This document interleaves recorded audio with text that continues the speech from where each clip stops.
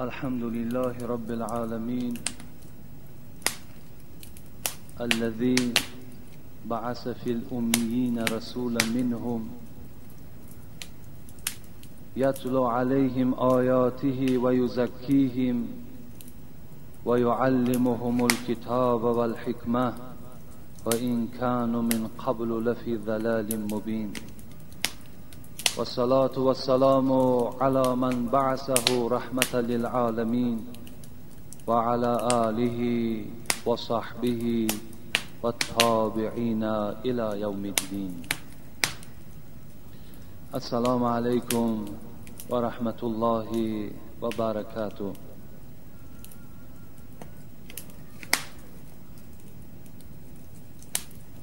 اولا هزارها شکر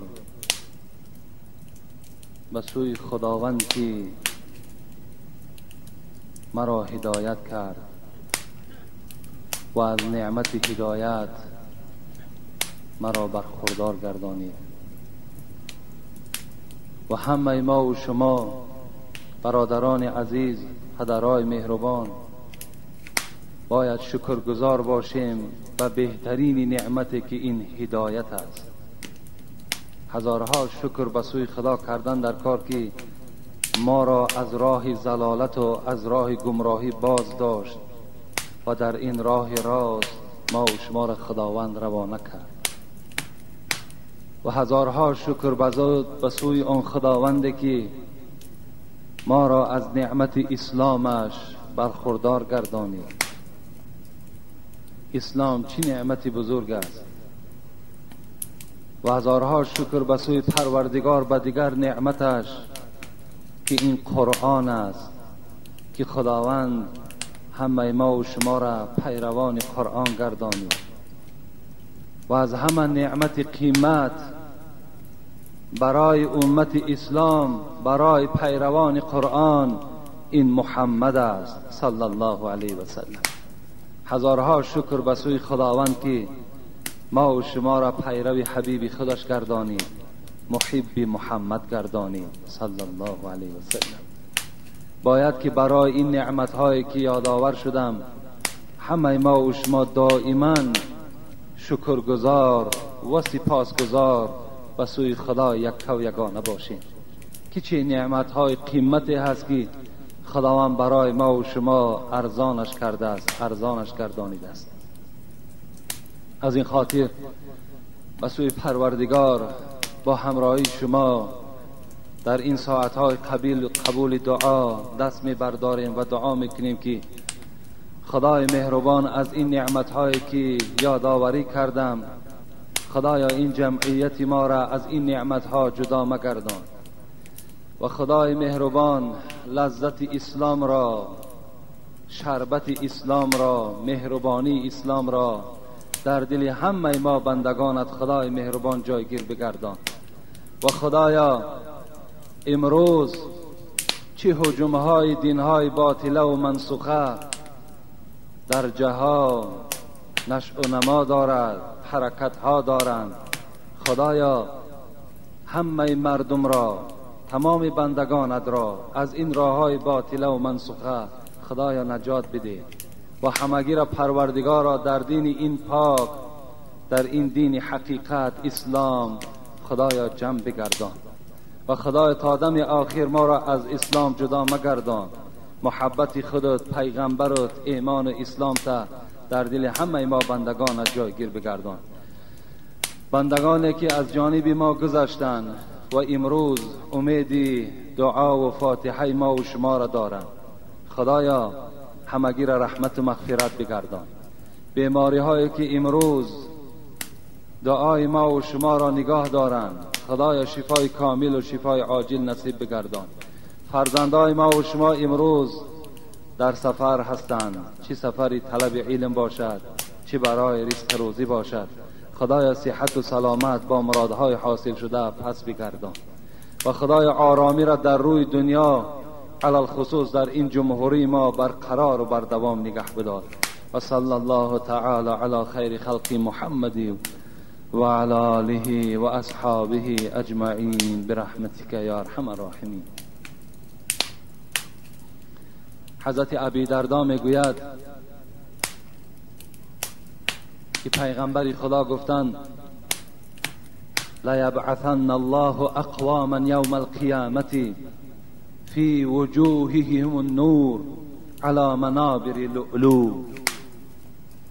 پیغمبر خدا گفته بوده است وقتی روز قیامت می شود چندین میلیارد آدم در روی زمین وقتی که زنده گردانیده می شوند، از بین این چندین میلیارد آدم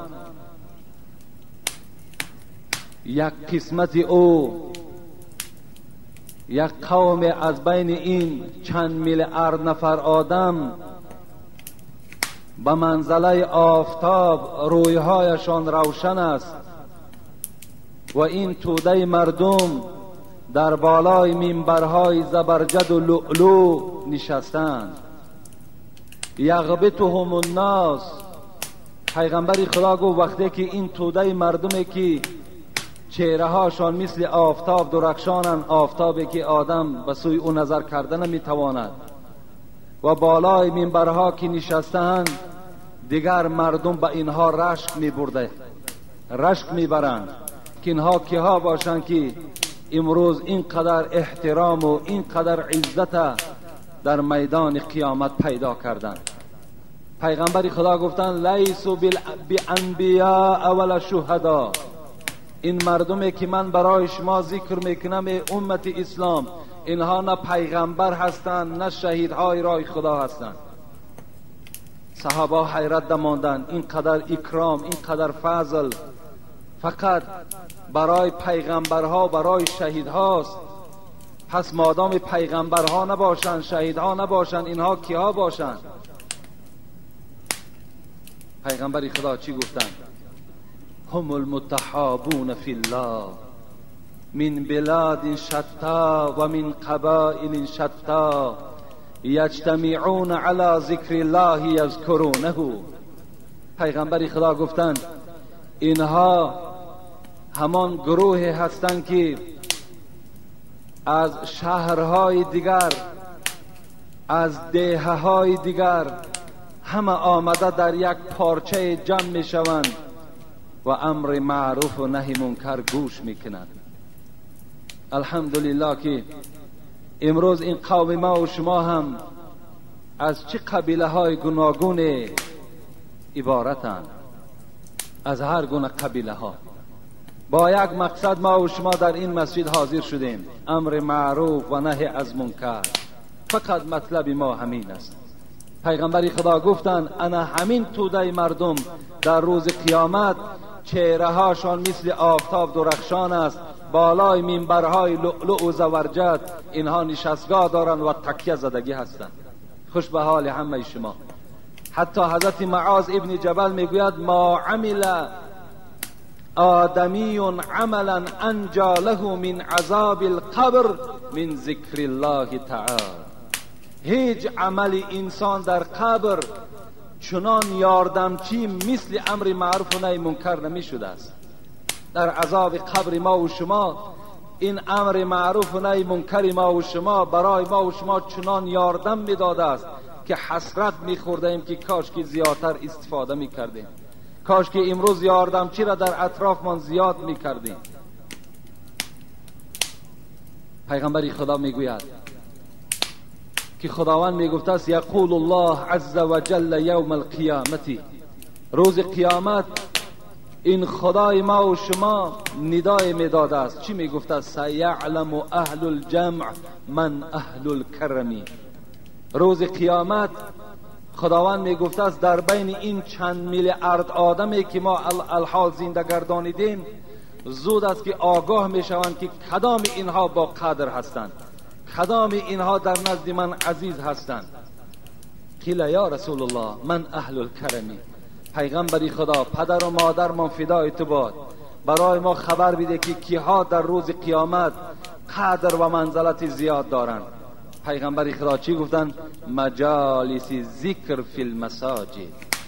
کسانی که در مسجد جمع می شوند و امر معروف و نهی منکر را گوش میکنند، اینها از جمله آن کسانی هستند که در روز قیامت سرفراز هستند، اینها بهترین ها هستند، عزیزان خدا به شمار می رفته. خوش به حال همه ما و شما. الحال امروزه موعظه‌ای که ما و شما داریم عبارت از حقوق شوهرها هست که بالای زنها شوهرها چه حقوق دارند و خداوند مردها را چگونه وصف کرده است، با چی خصلت‌ها و با چه عملها از زنها مردها برتری دارند، انشاءالله برای شما آگاه میکنم. لکن پیش از آغاز صحبت، الحال یک نیم ساعت پیش برای ما یک برادر از دوشنبه زنگ زدن و گفتن که در حق برادر من دادر من دعا کن که خیلی حالتش وزنین است و یک چند کارد در شکمم خورده بود از بیچاره، و گفتن که از همان جمعیت شما میخواهم که یک دعای در حقش کنن که تا که خداوند برای او شفا نصیب کند و ما و شما یک جای دعا کنیم که خدای مهربان این فرزند شفای کامل و شفای عاجل نصیب و روزی بگردان و صاحب زن و فرزند هم هستند. خدای مهربان صحت و سلامت نزد فرزندهاش قائم نگه بدار، آمین یا رب العالمین. راستی بار از این کاردهایی که این جوان خورده است جای تأسف است، زیرا که با چی سبب این برادر ما و شما چند کارد در شکم خورده است؟ چی سبب بود؟ سببش شب نشینی بود، سببش ویچر بود، جمشوی طلبه ها بودند. این دادر ما و شما نماز میخوانده است، حتی طالب علم مدرسه بوده است، از مدرسه درس میگرفته است. یکی وقت جمع شوید حضور طلبه ها که بوده است بیچاره رد کرده نتوانسته است. وقتی می رود و در معرکه که در دسترخوان عرق را می بیند و شاید که برای پیشنهاد کردن که از این استفاده که وی استفاده نکرده است و جوانها در حالت مست و الستی هجوم بالا این کردن و چند قدر عذاب و مشقت دادن. راستی بار همه ما و شما باید که به نعمت اسلام شکرانه کنیم.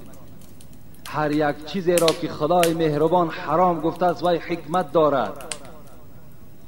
برای چی ما و شما گپ معلمی خدا قبول نمی کنیم؟ چرا ما و شما گپ استاد خدا رهبری خدا قبول نمی کنیم؟ حالان که پیغمبر خدا 1500 سال پیش از آنه که ما و شما در شکم خود کار نخوریم، ما و شما در نزد مردم شرمسار نشویم، برای ما و شما تعلیم دادند. گفتند من کان یؤمن بالله والیوم الاخر، ای بندگانی که دعوا میکنید که ما خدا را باوری داریم، ای کسانی که میگوید که ما با پیغمبر باوری داریم، مادام دعوای شما چنین باشد، پیغمبر میگوید من بر شما وادار میسازم که فلا یجلس علی مائده یشرب علیها الخمر، بایستا که شما در دسترخوانی که عرق باشد گوید لعنت بر این خاندان و او خاندان در وارد نشوید.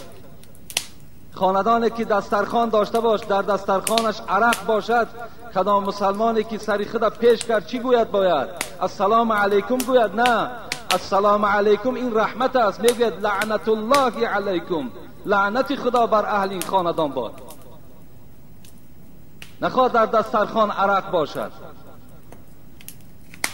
پیغمبری خدا برای شما تعلیم داده است شما در دسترخوانی که عرق باشد شما داخل نشوید.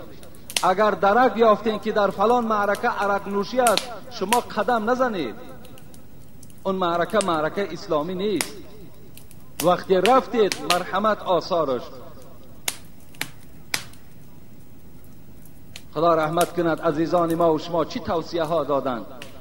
با بدان کم نشین که کم مانی، با بدان کم نشین که کم مانی، خوب پذیر است نفس انسانی. صحبت نیک را از دست مده که ماه و مه شوی ز صحبت نیک.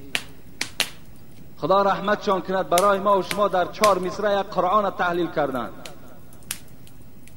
با بدان کم نشین که کم مانی.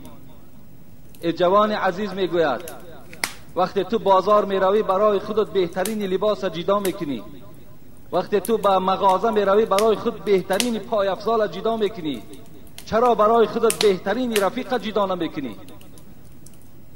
چرا در دنیا تو برای خودت یک رفیق ایماندار جدا نمیکنی؟ او عرقنوش و گیرینکش و لطاباز و قرطباز اینا رفیقی را نمیسازند. کسی که از خدا نمیترسد با او چگونه تو رفیقی میکنی؟ اولش این زمان ما و شما زمانی رفیق بازی نیست. حضرت سعدی را خدا رحمت کند در زمان خودش گفته بود آن به که در این زمانه کم گیری دوست. زمان سعدی که زمان پاکیزگی بود 1000 سال پیش، آن به که در این زمانه کم گیری دوست، با اهل زمانه صحبت از دور نکوس. آن کس که تو را به جملگی تکیه بروست، چون چشم خیرت باز کنی دشمن توست. این حضرت ها برای ما و شما تحلیل کردند. وجود مردم به ما و شما خبر دادند که اینها کیا هستند، با کیا رفیقی میکنید. رسول اکرم حدیث صحیح است: الرجل علی دین خلیلی فلینظر احدکم من یخالل. مرد گفت از پیغمبر در دین رفیقش است، نظر که با کی رفیقی کرده ایستاده اید. این توصیه های معلم ما و شماست، رهبری ما و شماست. مثل و جلیسی سو کنافخ الکر. پیغمبر گفتن همنشینی با عرق نوش، با قرطباز، با بنکش، با انسانهایی که بینمازند، با همراه اینها نشستن مثل با دکان آهنگر در آمدن است. گفت پیغمبر اما ان یحرق ثیابک اما ان تجید ریحا خبیثه. دکان آهنگر پیغمبر صفت کردند که وقتی انسان در دکان آهنگر در آمد یا لباسش میسوزد یا از بوی دود بد همون آهنگر استفاده میکند، خلاص دیگر از اونجا هیچ فایده نیست. برای همین از همه شما دادرای عزیز، اگر شما خواهید که کار در شکم شما نزند، اگر شما خواهید که در دنیا و در آخرت بدبخت نشوین، شما چیکار کنین؟ شما برای خود رفیق شما همین مسجد است، رفیق شما معرکه های خیر است، رفیق شما کسانی هستند که از خدا میترسند. با بی ادب شما رفیقی نکنید. خدا رحمت کنه دوستان خدا را میگن ای برادر دور باش از یاری بد. یاری بد میگه دور باش. برای چی؟ ای برادر دور باش از یاری بد. یاری بد بدتر بود از ماری بد. ماری بد تنها تو را بر جان زند، یاری بد بر جان و بر ایمان زند. این ماری دنیا خوب است که یک نیشه میزند و تو از دنیا میگذری، لیکن ایمان همراه توست. لیکن یار و رفیقی بد وقتی که در معرکه و شما می نشینین، عرق نوشی میکنین، اگر مبادای خداوند در اون مکان در همون زمان جان شما را قبض کرد، شما ایمان ندارین. بین رفیقی بد همراهیش چی منفعت به شما میبخشد؟ خداوند به ما و شما توصیه میدهد یا ایها الذین آمنوا اتقوا الله و کونوا مع الصادقین. ای کسانی که از خدا میترسید، هر وقتایی که اگر برای خود خواهید که رفیق پیدا کنید، صادقین برای خود انتخاب کنید. کسانی که راستگو هستند، کسانی که راست قول هستند، کسانی که با ادب هستند، کسانی که عبادت خدا را میکنند، اینها را برای خود رفیق قرار دهید. جوانای عزیز، برای همه شما مراجعت میکنم، این زمان اولا زمان رفیق بازی نیست، زیرا که اکثر رفیقها را امروزا ما و شما مشاهده کردیم، یا برای مالداری رفیقت هست، یا برای که خیش قومیت وظیفه دارد برای همون رفیقی تو می شود، یا یگان مقصد غلیظ دیگر دارد و این لاوی دوست جانی خیلی کم است، دوست ایمانی خیلی کم است.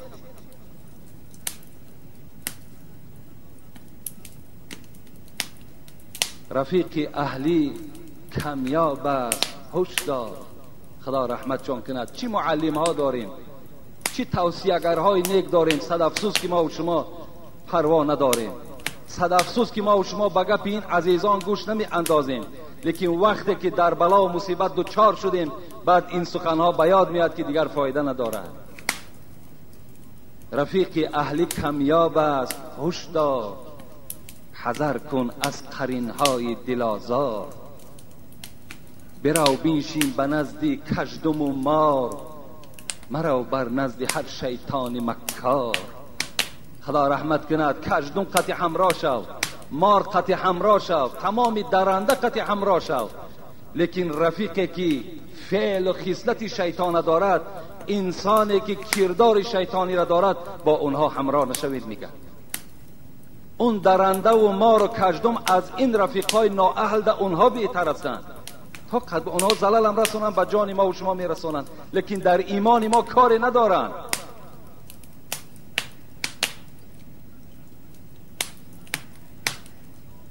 که زهری مار باشد مرگ دنیا. حضرت میگوید که زهری مار باشد مرگ دنیا. که زهرابی منکر باشد مرگ عقبا. حضرت در آخر میگوید زبو جهلان گریز ای یار احمد. اگر تو امت هستی بر محمد. بین زبو جهلان گریز ای یار احمد. ای پیروان احمد، ای پیروان محمد، شما از بوجهلان گریزید اگر تو امت هستی بر محمد. اگر امت جدی باشی، امت اساسی باشی، کن که اینها لازم نیستند. اینا چی در دنیا و چی در آخرت برای شما زیان دارن خلاص. دیگر هیچی از اینها فایده ای نیست. میگه حضرت بیدل خدا رحمت کند، میگه صالحان، صالح گفته نمی ما و شما صالح هستیم، نمازخوان هستیم، خدا ترس هستیم.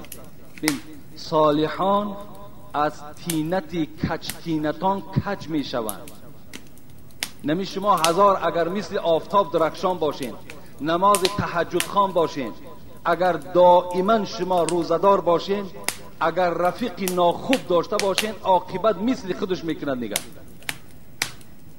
صالحان از تینتی کج تینتان کج می شوند. کفش گردد ز اختلاط پای کج، ناچار کج. حضرت میگوید حتی در همین کفش بین وقتی که امرو یک فابریکه میبرارد یا یک دوزنده میدوزد، چیزی راست است کفش، پای افضال ما و شما. لیکن اگر پا کجیله باشد، همون در دوام یک روز یا دو روز کج میشود. اگر ما هم مثل اگر هم پای افضال راست هم که باشیم، رفیقی ناخوب داشته باشیم، مثل همونها میشویم. ترکشان کنین، اینا لازم نیستند.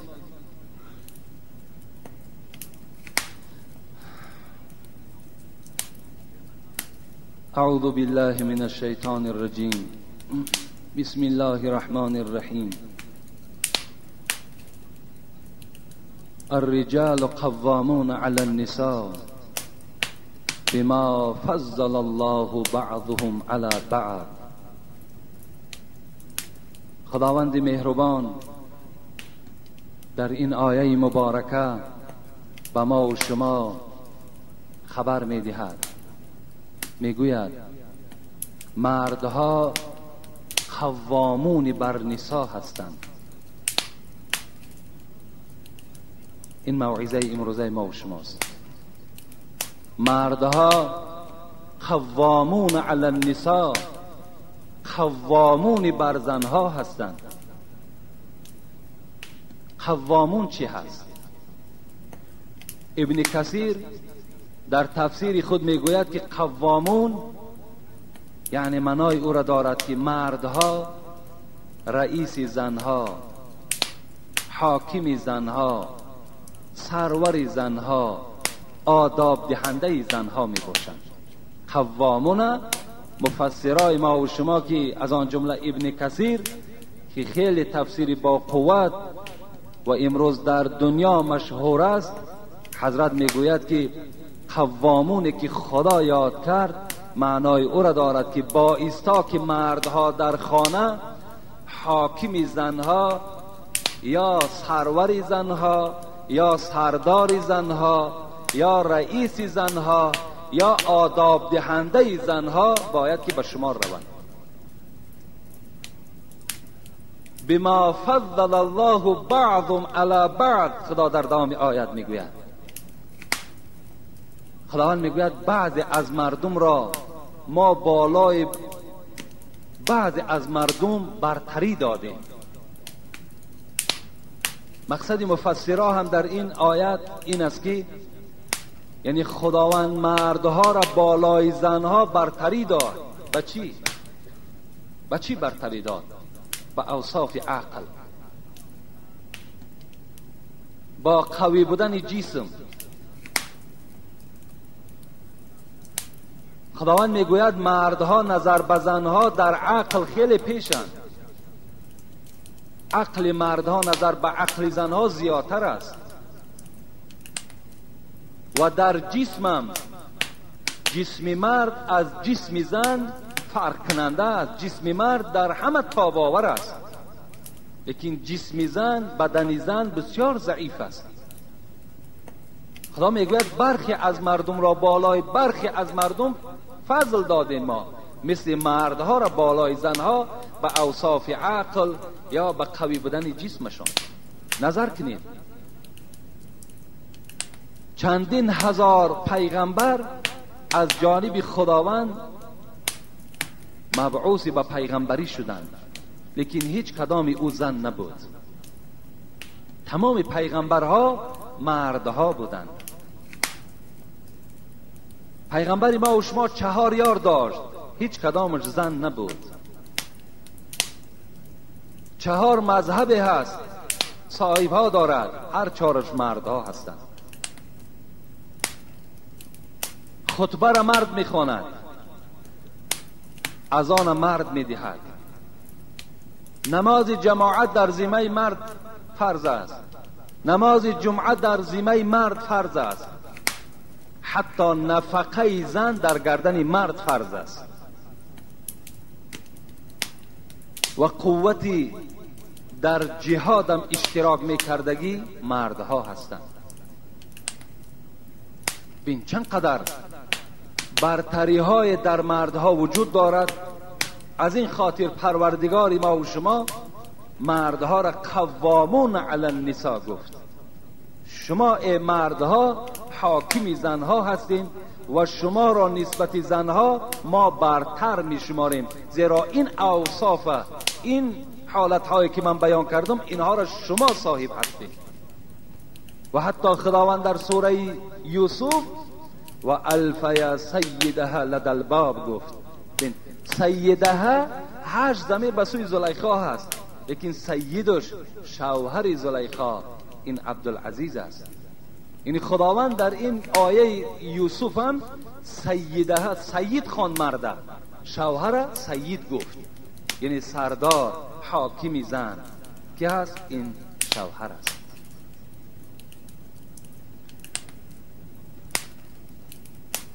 روز میگوید پیغمبری خدا همراه اصحاب، از آن جمله عبدالله فرزند بریده که از پدرش این حدیث روایت میکند، میگوید همراه پیغمبری خدا بودیم. بناگاه میگوید نزد پیغمبر یک اعرابی آمد. اعرابی گفته همون شخصانی که بادیه نشین هستند، یعنی در صحراها زندگی میکنند، در کوها خیمه دارند، در اونها زندگی میکنند. میگوید نزد پیغمبری خدا آمد، گفت اینی اسلمت یا رسول الله، ای پیغمبری خدا من اسلام آوردم، لیکن میخواهم که از تو یک معجزه را به چشم بینم، معجزه بینم. معجزه گفته چی را میگویند؟ معجزه آن چیزی را میگویند که فقط از عهده اونها پیغمبرها میبرآمدند. مردم عادی از معجزه عاجز هستند.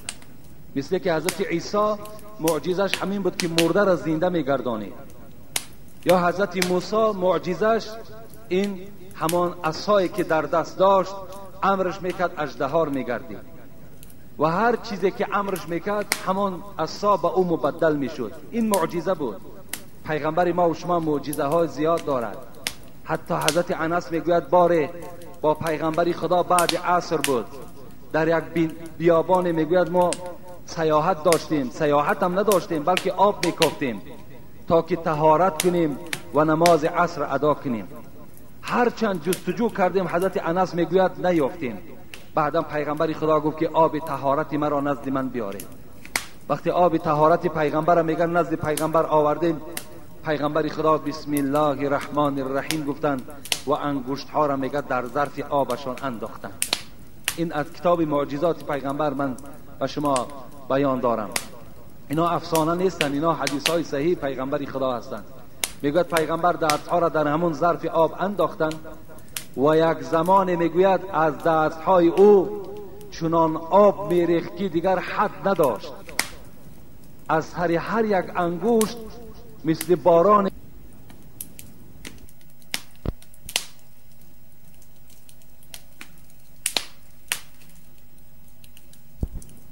از آب شد. همه ما چندین نفری که بودیم طهارت کردیم، باز آب باقی بود. این از معجزات پیغمبری خداست. باره با صحابه های پیغمبر حکایت میکند که ما بین شام و مدینه یک شهری بود به نام قرا. در همین بین وقتی رسیدیم، پیغمبر خدا میگه چشمش به یک باغ رسید و نگاه کرد که در داخل باغ یک کمپیر در همون آباد کردن باغش مشغول است. پیغمبر از دور ایستاده گفتند اصحاب من، کنی شما از همینجا ایستاده گویید که همین باغ هر سال چند کیلو میوه میدهد. صحابه هر کدامش هر عدد نامبر کردند. پیغمبر گفتند که من به شما میگویم که این باغ از این سال به این سال 1,500 کیلو میدهد. صحابه نزدیک آمدن نزد همین کمپیر رسیدند. گفتند مادر، گفتند برای ما بیان کن که هر سال از این باغ چند کیلو میوه میگیری. مادر گشته گفتند من 1,500 کیلو هر سال از این باغ میوه میبردارم. اینم از معجزات پیغمبری خدا بود. یعنی این گونه معجزه های پیغمبر خیلی زیاد هستند، لیکن موضوع ما و شما امروز دیگر موضوع هست. این گونه اعرابی گفت ای پیغمبری خدا، برای من یک معجزه نشان بده. گفتند چی میخواهی؟ گفت این درختی که روپروی ما قرار دارد و چی درختی کلانی بودند. گفت با او امر کن که تا که از ریشه ها کنده شود و نزد شما آمده سجده کند و پس گرته رفته باز در مکان خودش قرار گیرد. پیغمبر خدا در حال گفتن ای اعرابی، رفته به همان درخت سلام بگو پیغمبر خدا به تو سلام میگوید و میگوید که به نزد من آمده مرا سجده کند.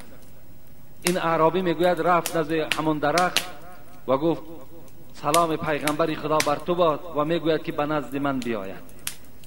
اصحاب پیغمبر میگوید گویا که زمین می جنبید. این درخت میگوید گاه این جانب گاه اون جانب حرکت کرد میگه از ریشه ها میگه کنده شد و خیز میگه نزد پیغمبر خدا مثل که آدم راه میگردد آمد و سر فرود کرد. گفت السلام علیکم یا رسول الله، ای رسول خدا، ما با رسول بودن تو، با نبی بودن تو، با پیغمبر بودن تو گواهی میدهم. پیغمبر خدا اشاره کرد که رو در مکان خود قرار بگیر.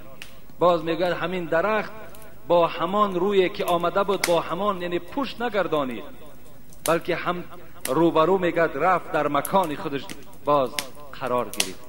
این اعرابی وقتی که میگه این حالت دید، در حال گفت پیغمبر خدا اجازت نمیدهی که در پیش پای تو من سجده کنم. پیغمبر گفتم من برای تو نصیحت میکنم که ای اعرابی، هیچگاه هیچ شخصیت را سجده نکن. یعنی هیچ وقت انسان را باید سجده نکند. حتی امروزا بعضی ما و شما اگر یک معامله را دیده باشیم، بعضی از برادران ما و شما سلام میدهند چنان میان خود خم میکنن که این تعظیم میگوید. اینم حرام است. در اسلام تعظیم کردن برای انسان حرام است. تعظیم نکنید، فقط السلام علیکم و رحمت الله و برکاته بس.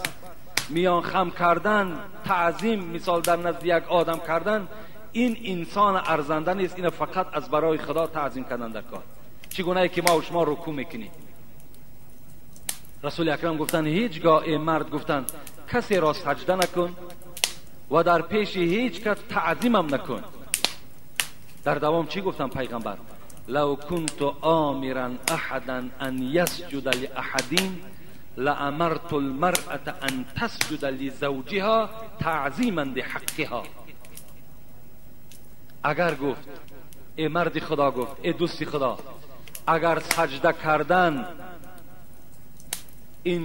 انسان را جایز میشد، هر آینه امر میکردم این که زنها شوهرهای خود سجده کنند تعظیما لحقه، یعنی از روی آن عظمتی که خدا به این مردها داده است، این بزرگی که خداوند به مردها داده است، اگر سجده کردن انسان جایز میشد، ای دوست خدا، من امر میکردم که زنها در پیش پای شوهرها سجده کنند. لیکن افسوس که انسان سجده کردنش جایز نیست. اینم یک حدیث پیغمبری خدا دلالت بر چی میکند؟ دلالت به بزرگی مردها میکند، دلالت به عظمتی شما میکند که باید این بزرگی و این عظمت هر مرد در خانه خود باید صاحب باشد. رسول اکرم میگوید اعظم الناس حقا علی المرأة زوجها و اعظم الناس حقا علی الرجل امه. با مردها از همه ده حقوق بلند کی دارند؟ مادرهاشون دارند. پیغمبر گفتن از همه حقوق بلند در ذمه مردها این حقوق مادرشون میستد که باید مادر را به نهایت احترام کنند، بعد از آن پدر. لیکن اعظم الناس حقا علی المرأة زوجها، پیغمبر گفتن بزرگترین حق بالای زنها این شوهرهاشون میستد. بین تا زمانی که اونها شوهر نکرده بودن بزرگترین حق پدر و مادر و برادرش داشت، لیکن وقتی که زن شوهر کرد آن حقوق ها همه بیکاره شد، بلکه همه حقوق ها رجوع به سوی شوهر کرد. دیگر از پدرم دیده، از مادرم دیده، از برادرم دیده، در نزد زن باید که شوهر با قدر باشد، باید که سخن شوهر در سطح اول ایستد، نه سخن پدر و مادر و برادرش. بین اگر ما و شما مختصر خوان باشیم کتاب طلاق نظر کنیم، اگرچند این عباره مختصر شرح الوقایه میگه، هدایه هم تصدیق میکند که مرد وقتی که زن میگیرد حقوق دارد که برای خسر و خوشدامنی خود، یعنی پدر و مادر زن، فرمان برآورد که شما حقوق دارین که در این جمعه به این جمعه یک بار دخترتون را زیارت کنید. این شوهر حق دارد. این عباره مختصر است. میتواند مردها چنان وظیفه دارند که پدر و مادر زنش گوید که از این جمعه به این جمعه یک بار دخترت زیارت کنه خلاص. لیکن دادر او را، برادر او را، عمک و تقا و خواهر او را شوهر حقوق دارد. میگوید مختصر میگوید که در یک سال یک بار اجازت چون دهد. میگوید که در یک سال یک بار حق دارین که آمده این خواهرتان است، اپتان است، خیشتان است، شما خبر گیرین. این حقوق های شوهر است. این عظمتی شوهر را نشان میدهد. این حقوق خداوند به ما و شما داده است.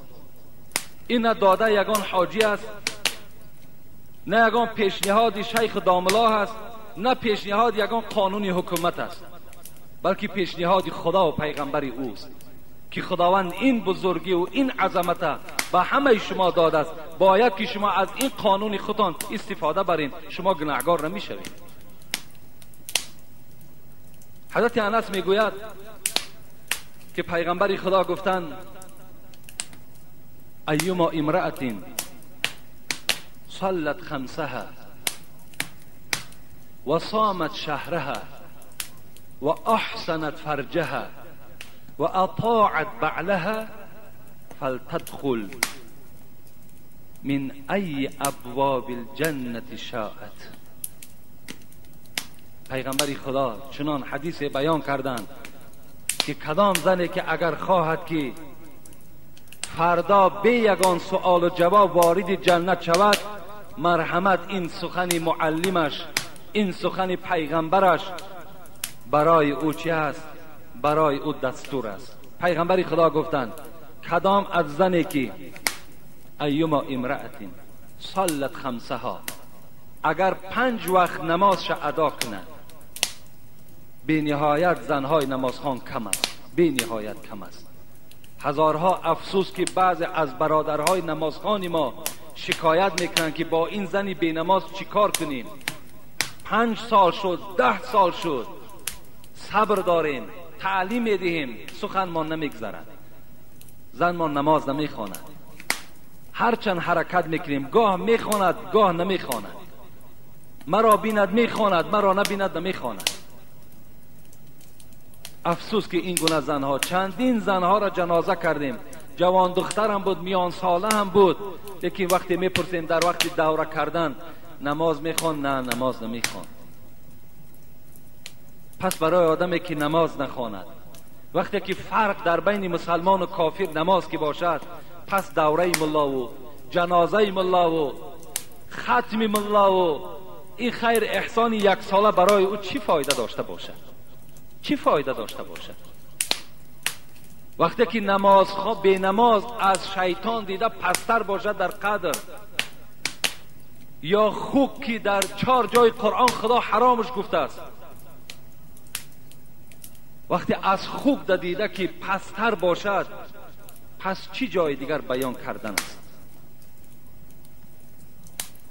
پیغمبر میگوید کدام زنی که نماز خواند، نماز را به وقتش ادا کند. امروز زنهای ما و شما را نظر کنین، اگر یک معرکه باشد میروند از ساعت 11 یا 12 می نشینند، عصر میگذرد، به شام می آیند. کنیم اونها را از امون خاندان پرسین که کدام همین نماز خواند؟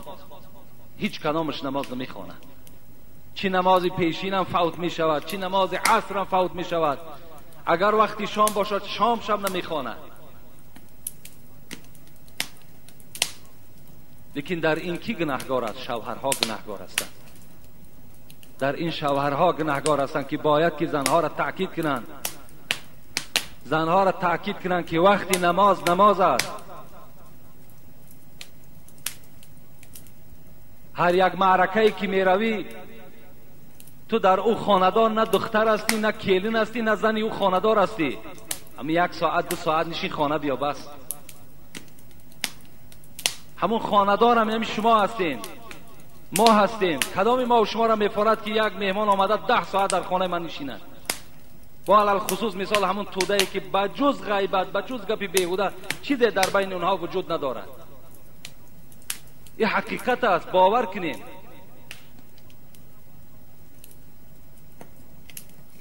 پیغمبر میگوید کدام زنی که 5 وقت نماز خواند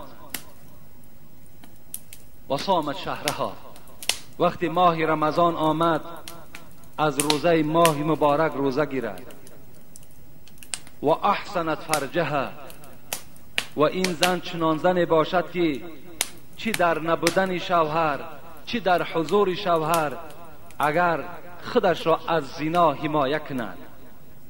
چند جوانها سوالها بیچاره نویساندند، رویکی میآیند خبر میدهند که برادر عزیز 1 ماه از خانه دور بودیم، الکی با همسایه یک جایه شدند. به خدا قسم باور کن چندین جوانها، جوان پسرای نماز میخوان بیچاره در همین قوم هستند. 1 ماه فقط ندیدیم. یا اینکه بعضش بیچاره میگن 6 ماه روسیه رفتیم، برای شکم همین زنی خود رفتیم، برای شکم فرزندهای این رفتیم، آمدیم الکی که آوازه هست که زنی تو بی ترتیب شده است. و احسنت فرجها، و اگر فرج خدا از زنا نگاه بدارد، میگوید پیغمبر، چی در بدن شوهر چی در نبودن شوهر. یک جوان میگوید که دامله عزیز میگوید وقتی من زن آوردم همون شب الکی معلوم بود که این زن من دختر نبود. راستی بار همیشه را پوشانیدم. دلم بر دختر و به اولاد دختر نسوخت، میگه دلم به مالم سوخت که مالی بسیار خراجات کردم، بسیار توی کلان کردم، دیگر دویم باره قوتی زن گرفتن ندارم، همین سی را پوشانیدم. من گناه کردم یا ثواب کردم؟ این به طبیعت تو وابسته است. اگر سیر شب پوشانده باشی و زندگی هم که کنی اسلام رخصت میدهد. لیکن من در این باب هیچ گفته هم نمیتونم. راستی بار بی نهایت درد میکند و به سوی خدا هم توبه میکنم که چنون یک جامعه خیلی پلید و فساد شده است که بیچاره جوانها زن مناسب هم نمییابند. میگوید از بین، همین جوان میگوید از بین 2 ماه گذشت، همین زن یک روز برای من فریب داد که در خانه مرا تلفن کردن که تیز به خانه را بیا و میگوید من رخصتش دادم که رو خانتان. میگه وقتی که این رفت، میگه یک همسایه میگه خبر داد که همون زمانی که میگه از خانه تو برآمد، همون جوانی که پیشکی قطعی همین دادگیری داشت در ماشین همون سوار شدند و رفتن. این معامله زنهای امروزه ما و شما. وقتی این جوان میگه من رفته از پدر و مادرش پرسیدم که دختر کجاست، گفت خانه ما نآمده است.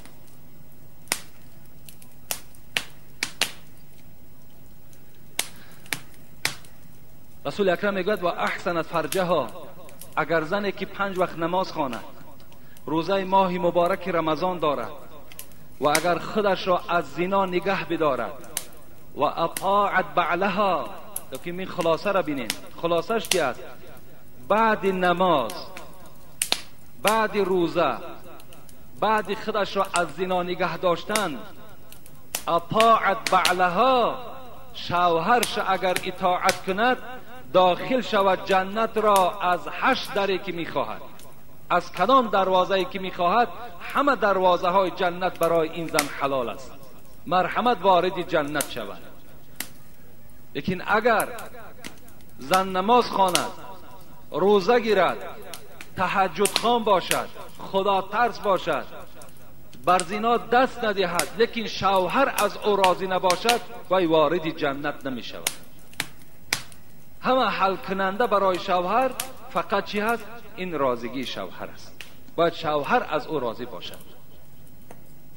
چگونه که پیغمبر خدا میگه رضا الزوج فی رضا الله و سخط الزوج فی سخط الله. اینو پیغمبر خدا گفتند. حدیث پیغمبر است که رضاگی شوهر رضاگی خداست. اگر کدام زنی که خواهد که خدا از او راضی باشد، شوهر راضی کند. و غضب خداوند غضب شوهر است. اگر شوهر بالای کدام زنی که غضب کرد، خداوند بالای او زن البته غضب میکند. میگردیم به حقهایی که شوهر بالای زن دارد. چه حقها دارد؟ حقها این است، شاید یک حقش برای شما بیان میکنیم، ممکن وقتم انجام میاد. قال رسول الله صلی الله علیه و سلم ان من حق الزوج على زوجته اذا ارادها على نفسها وهي على ظهر بعیر ان لا تمنعه. من این حدیث بسیار روشن برای شما بیان میکنم، اگرچند که بعض نازکی ها هم در بین دارد. بعض شاید برادرای ما میگویند که در کسیته ها در باب همین خانه‌داری و دیگر صحبت نکنید، لیکن امروز من مجبور شدم که در باب خانه‌داری هم صحبت کنم. زیرا در باب خانه‌داری حتی ضعیف ها آمدن در نزد من شکایت کردند که امروز جوان ها چنان بی آداب شدن که همون برنامه های تلویزیونی غربی را در خانه‌داری استفاده کرده ایستادن. برادرای عزیز اجتناب کنید. لباس هاتون غربی کردید، لباس های دختراتون غربی کردید، سرهای دخترهاتون و سرهای خودتون، موی های خودتون به غربی ها تشبیه دادید، معرکه هاتون از غربی ها گذراندین. امروز خانه‌داریتون هم تقلیدی بر همونها میکنید. خدا رحمت کند محمد اقبال لاهوری را میگد خلق را تقلیدشان برباد داد، ای 200 لعنت بر این تقلید باد.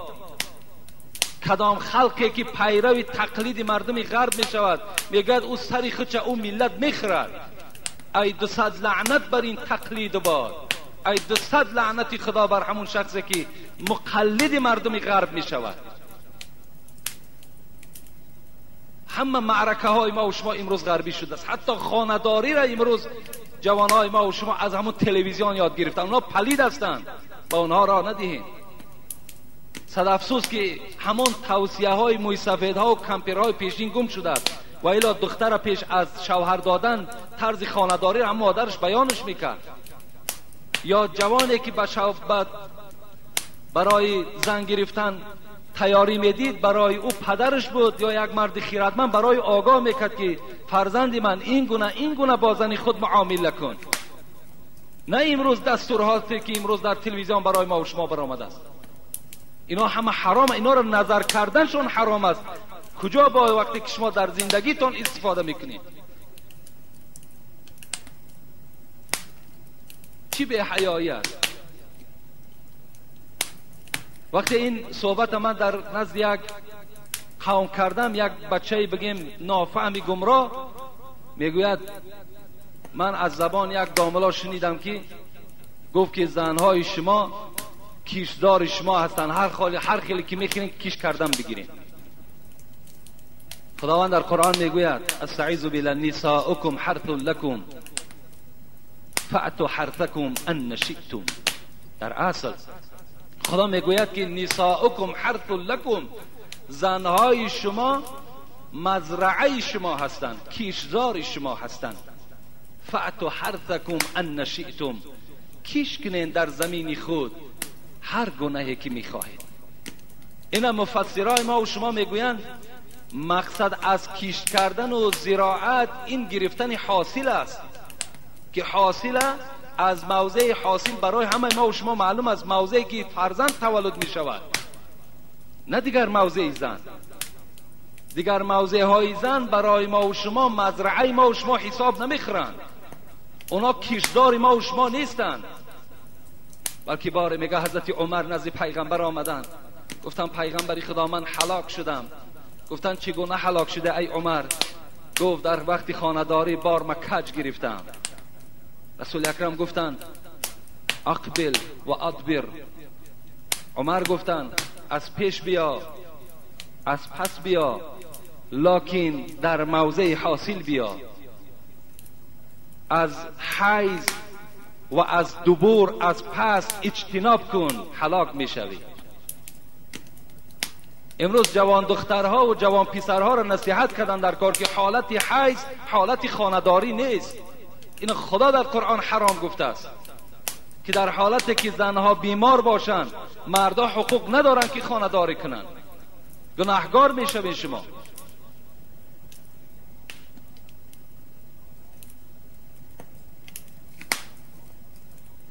تقلیدی بر اینها نکنید، پیروی به اونها نکنید. آن چیزی که در تلویزیون برای شما امروز نشان میدهند، اونها را دیدن برابر نفرت شما بیدار شود. اونها به خدا قسم این کیناهایی که برای شما نشان میدهد، این تله سریال هایی که برای شما نشان میدهد، این برنامه هایی که برای مردم مسلمان آماده کردن امروز ما تماشا میکنیم، اینها همه به مقصد از اسلام دور کردن ما و شما است. اینا برای نیکبخت کردن ما و شما و نیک احوال شدن ما و شما نآمدن. امروز مردم ما و شما دزدی را از کجا یاد گرفت؟ از همون کینه ها یاد گرفتن. چگونه بانک ها را دزدی میکنند، چگونه خانه ها را دزدی میکنند، چگونه اعضای انسان را میبرند، چگونه آدم را میکشند. همه اینا از کینه ها یاد گرفتیم. از همون که امروز میگوید مردم مسلمان تروریست است، انا همونها ما یاد گرفتیم. زنها را برهنه کردن برای چی؟ تا که دخترای ما و شما بینند ذوقشان بیاید. مرحمت انا زن گفته که امروز مردم ما و شما مرحمت تأثیرش رسید. از اونها پیرو نشویم.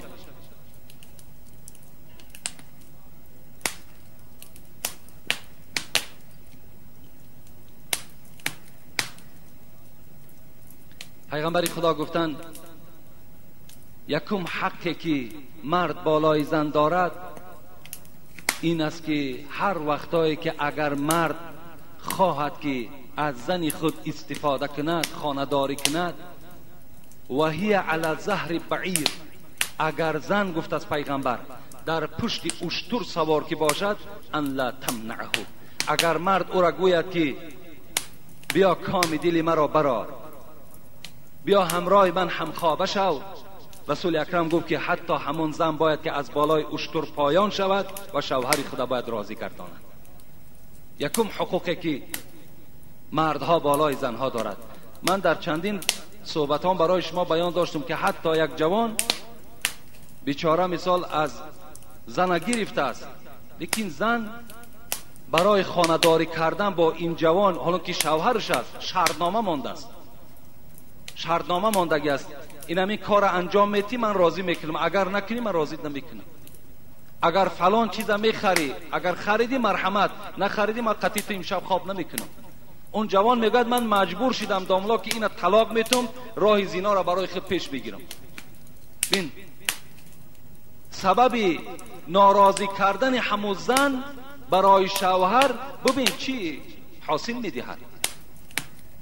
اینو پیغمبر خدا برای یگان شهوت پرستی نگفتند، بلکه از روی تجربه ها میدانستند که یعنی حالتی که مرد از زن که طلب کرد همون زمان باید که زن او را راضی گرداند، و الا اگر راضی نگردانید مثل این خواهر اگر شرطنامه بازی کرد، این مرد مجبور میشه که به زنا دست زند، دیگر با این زن زندگی نمیکند. این حرام یک لذت دارد که دیگر هزار اگر زن بعدی اون معامله هم که کند، دیگر این شوهر به او رام نمی شود، باز دیگر دختر را میکوبد، باز دیگر دختر را میکوبد. لیکن سبب بدبخت شدن همین شوهرم همین بدبختی زنش میشود. پیغمبر گفته ایستاده است که اگر بالای اشتر که سوار باشد، شوهر که میل کند باید که او پایان شود و شوهر خود راضی کند. رسول اکرم میگوید اذا دعا الرجل امرأته الى فراشه فلتأتیه و ان كانت علی التنور. این حدیث متفق علیه است. وقتی مرد اگر به سوی زن اشاره کند که ای زن من اشتهای ترا دارم، اگر زن در حالت نانپزی هم که باشد نانپزی را ترک کند نزد شوهرش بیاید. این از توصیه پیغمبری خدا. انشاءالله در این باب باز جمعه آینده صحبت میکنیم، زیرا حقهای زیاد در باب این شوهرها هست و دوست می‌دارم که این هر یک کسیته هایی که می شود در باب احترام شوهر. افسوس که امروز خواهرای ما و شما بیچاره محروم از مسجد هستند، محروم از موعظه هستند، محروم از این معرکه های خیر هستند. شاید که خداوند باز این وسیگی و این یک دیگر فهمی را روز بالای ما و شما بیارد تا که اونها هم از صحبت ما و شما برخوردار شوند. اینها را بردن نزد اونها گذاشتن در کار، گوش اندازند. شاید که خداوند در دل آنها یک رحم و یک ترحم و یک مهربانی را داخل کند و شوهرهای خودشان را چکار کنند؟ احترام کنند. و آخر دعوانا ان الحمد لله رب العالمین. پروردگار مهربان ثواب این آیت های کریمه، ثواب این احادیث های پیغمبر را در نامه اعمال این جمعیت ما، این گوش کننده ها خدای کتابت بفرمایی. و خدای مهربان امروز زنهای ما را پیرو قرآن و پیرو احادیث های پیغمبری خدا بگردانی. خدای زنهای ما را فقط و فقط در اطاعت شوهرهاشان قرار بده و شرم و حیا را پروردگار را شعار همه زنهای ما بگردان و شعار خواهرای ما بگردان و جامعه ما را پروردگار را اصلاح بگردان. همه پلیدی ها و افلاسی ها را خدای از جامعه ما دور بگردان و رهبریت ما را چه از رئیس جمهور چه از رئیس شهرمان که در آبادانی تاجیکستان ما و شما سعی و کوشش ها دارند، خدایا توفیقشان را رفیق بگردان، عمرشان را دراز نگه بدار، هر مراد و مطلوب هایی که دارند خدایا حاصل بگردان. ربنا فاغفر لنا ذنوبنا وكفر عنا سيئاتنا وتوفنا مع الابرار برحمتك یا ارحم الراحمین. برادرای عزیز، اینجا چند برادر، یک برادرمان بهرام، یک بابای افتیلا حاجی تیلا را فرزندش استاد جورخان از همین محله، برادرمان خود بنده و این برادر جمشید و اینجا اکی حقی سفر با بابای مریم گفته و برادرایی که باز در این صندوق خیریه خیر احسان کردن. این مبلغایی که الحال گذرانیدن امروز در همین کلاب ما و شما یک قرآن آوردن از اولادهای حضرت امیرجان بوده، دستخط خودی حضرت امیرجان. از خیلی راه دور آوردن و مبلغ همو را $400 گذاشتن و همو را گفتن که یعنی خریداری کند مسجدهای شهر. همین $400 مسجد شهر همش جمع میکنن، برده در دست همون شخصیت میتیم و همین قرآن دستخط حضرت در خود همین موزه‌ای که الحال در حضرت امیر سید امیر جان هست در همون جا برده در زیر شیشه میگذاره. از این خاطر گفتن از همه نمازخوانها مراجعت کنید که در همون صندوقهای خیریه‌ای که داره کدامش که میخواهند که یعنی حصه شون در خریدن می قرآن گذارد در همون صندوقهای.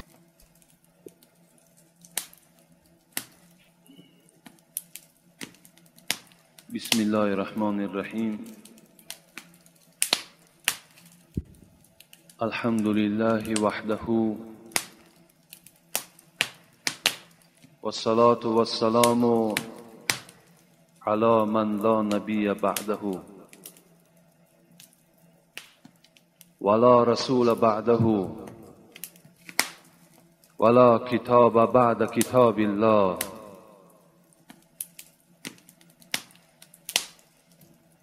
ولا أمة بعد أمة نبيه خاتم الأنبياء والمرسلين إمام الأولين والآخرين أرسله الله إلى الناس بالحق بشيرا ونذير وداعيا إلى الله بإذنه وسراجا منير وصلى الله تعالى عليه وعلى آله وأصحابه وأزواجه وأحبابه وأتباعه وسلم تسليما كثيرا كثيرا. السلام عليكم ورحمة الله وبركاته. پیش از آنه که صحبت امروزه را آغاز کنم اولا میخواهم یک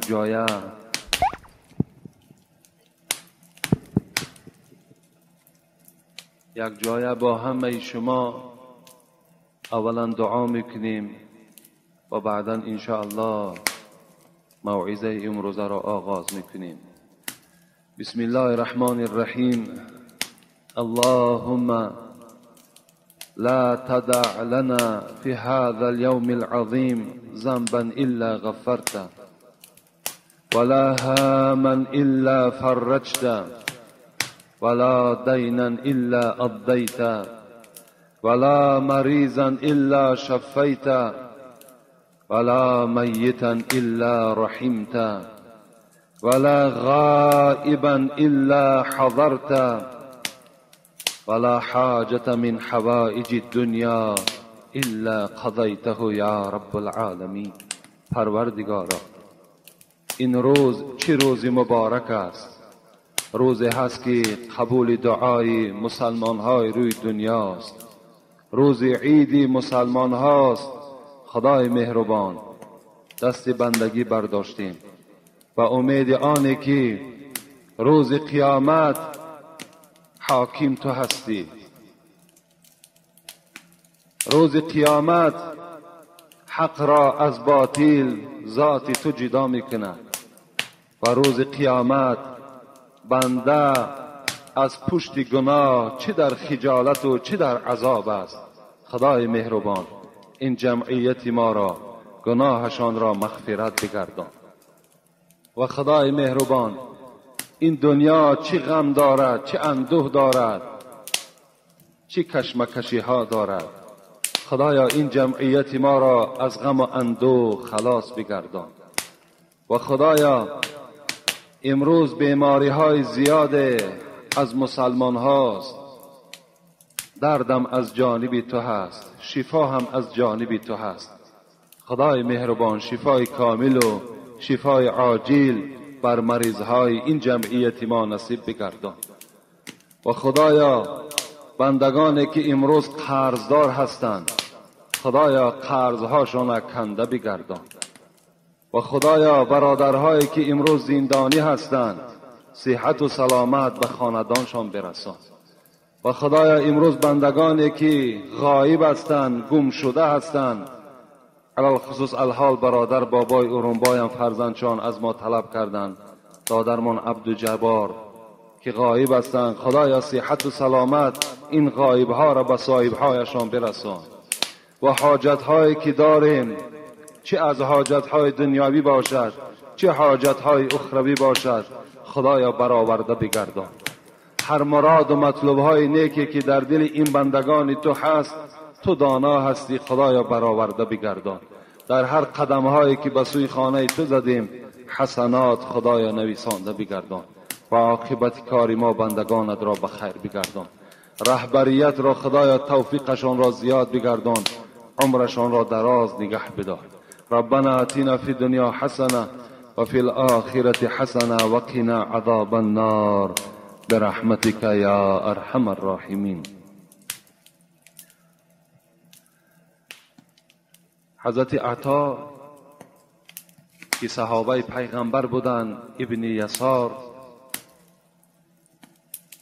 که این حدیث هم مسلم روایت میکند هم بخاری روایت میکند،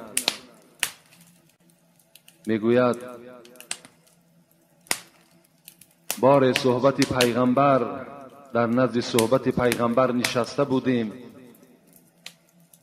و ناگاه یک مرد در مسجد در آمد که به نهایت ریش ها و موی های وی شانه ناکرده بود، همه ژولیده بود، لباس های کهنه در بر داشت. وقتی رسول الله میگوید حالت این مرد را دید، در حال با انگشت خود اشاره کردی این مرد را به ترتیب بیاره. صحابه های پیغمبر میگوید از جای خود خیستند و این مرد را از مسجد بیرون کردند و سر و موی او را شانه کردند، لباس های او را پاکیزه ساختند و بعداً به نزد پیغمبر خدا آوردند. پیغمبر وقتی که حالتی خوب این مرد را دید چی گفت؟ الیس هذا خیر من ان یأتی احدکم و هو صائر الرأس کأنه شیطان. پیغمبر خدا گفتند آیا این بهتر نیست؟ گفتند هر وقتایی که شما به سوی مسجد می آیید، آیا این برای شما بهتر نیست که سر شما شانه کرده باشد، ریشهای شما شانه کرده باشد، بدنهای شما عطر زده باشد، لباسهای شما پاکیزه باشد؟ آیا این برای شما بهتر نیست؟ و هو صائر الرأس کأنه شیطان، از آن که شیطان نه ریش خود شانه میکند، نه موی سری خود شیطان شانه میکند، نه بدن پاکیزه دارد. این شما گفتن پیغمبر خودتان را مشابه شیطان نکنید، بلکه وقتی به مسجد آمدید خودتان را پاکیزه کنید، تازه کنید. باز از شما خواهش میکنم و این یک مسئولیت هست که اسلام فقط و فقط شعارش همین است که تمام میباید مسلمان پاکیزه باشد، تازه باشد. وقتی شما اراده به سوی مسجد میکنید، یقین دانین که روز جمعه در فضل و در برکات و در قدر بهتر است از روز عید قربان و از عید رمضان. چگونه که شما در روز عید قربان و عید رمضان چی خودتان را زیبا میکنید، تازه میکنید، منتظر این روز نماز عید میشوید، یقین دانین که در فضل و در اجر نماز جمعه از اونها بهتر است. برای همین برای روز جمعه شما بهترین لباس در بر کنین، بدنهای خود عطر زنین، بدنهای خود با صابون شوید، هر چیزی که زیادی که در بدن شماست تازه کنید، دور کنید و بعدا به نماز جمعه آیید. انشاءالله در این تازه کردن بدن خودتان شما در نزد خداوند اجر شما مثل آن است که گناههای شما را خداوند میبخشد، به سبب آنه که شما بدنهای خودتان پاکیزه میکنین، تازه میکنین. حتی نظر کنین پیش از جمعه آمدن با بعضی از برادرها وقتی در یک طبق می نشینی ناخونهای او را تماشا میکنی، باور که به آدم مسلمان مانند نیست. در این اسلام عیب ندارد. اسلام به ذات خود ندارد عیبه، هر عیبی که هست در مسلمانی ماست. اسلام میگوید ناخون پاکیزه کن، تازه کن هر روز جمعه. به ناخونها تا نظر کنیم که در کدام احوال است. چگونه در پهلو یک برادر می نشینی، دست در طبق دراز میکنی وقتی از برادر تازه است، از تو چرکین است. اینا وظیفه های شما هستند. در اسلام دور نمی رویم. کتاب شرح الوقایه، شرح مختصر، بین چی میگوید. دانشمندهای ما و شما، فقهای ما و شما میگوید وقتی که اگر پای شما، یعنی همین پایی که دارید، اگر کف پای شما کفیدگی باشد، یعنی از حساب خواجگی داریتان، از حسابی که مهنت میکنید شما، اگر کفیدگی باشد، شما برای آنی که طبیعت برادری تو خیره نشود و آن کسی که از پس تو نماز میخواند و به کف پای تو نظر میکند و طبیعت او خیره میشود، شما دربر جورب پوشید. جورب دربر کنید که تا که انسانی که از پس شما نماز میخواند پایهای کفیده ای تو را نبیند. اسلام اینقدر برای ما و شما توصیه و برنامه های بهترین داده است که طبیعت ما و شما از حساب برادرمان، از چرک دست او، از ناخون او، از پای او باید خیره نشود. در پهلو یک برادر که نشستی، از بوی خوش او باید که راحت کنی، نه عذاب بکشی.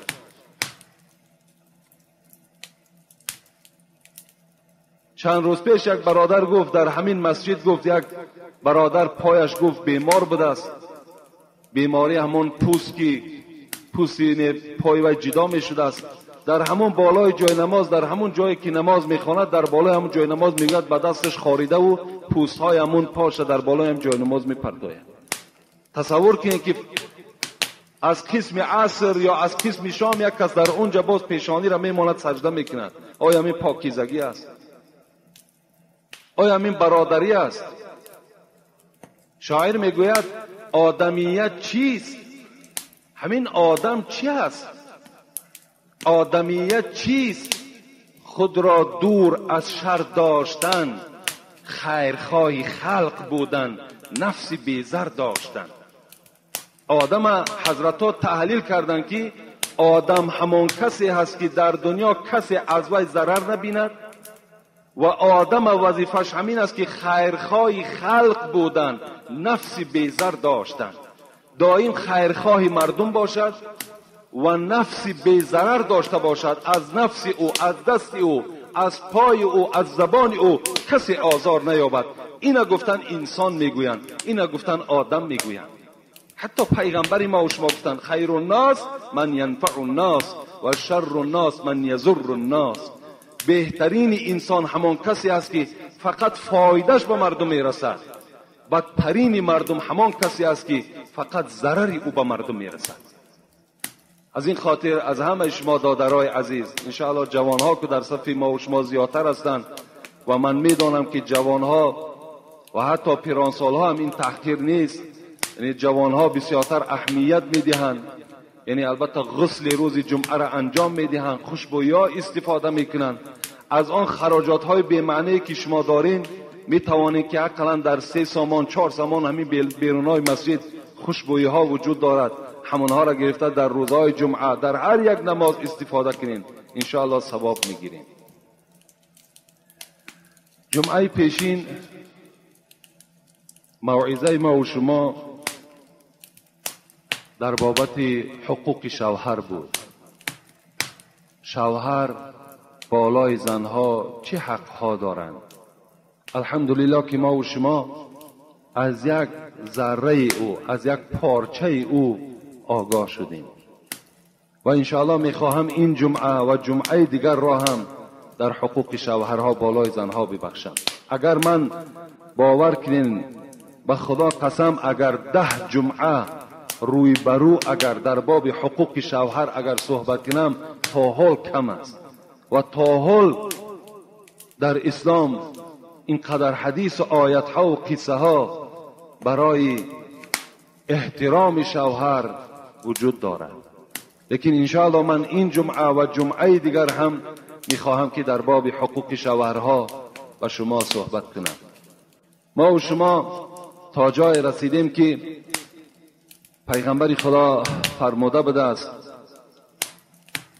ان من حق الزوج على زوجتی اذا ارادها على نفسها وهي على ظهر بعیر لا تمنعه. پیغمبر خدا چی گفتند؟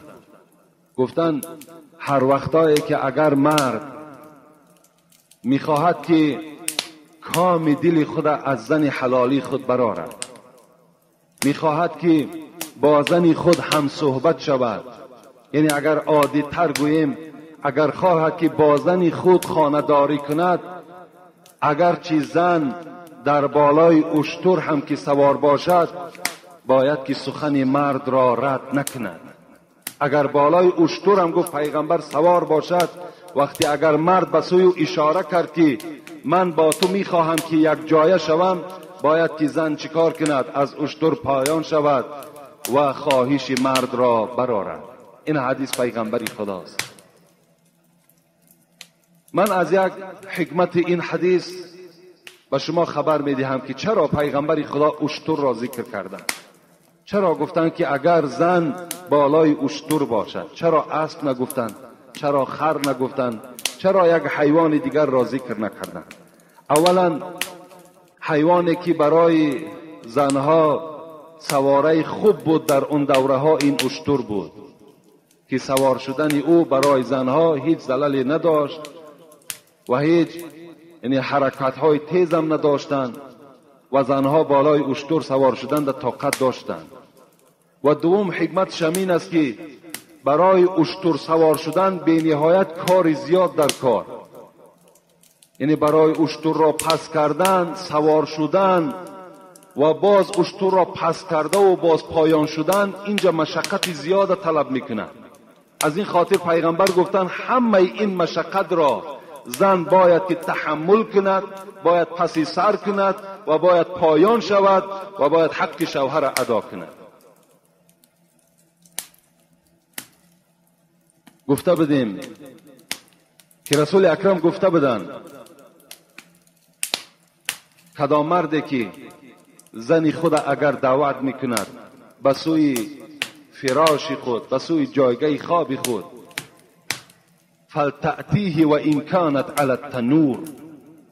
پیغمبر گفتند اگر چنده که در حالت نانپزی هم که باشد، اگر مرد از او طلب کند باید که نزد تنور ترک کند و نزد شوهرش حاضر شود.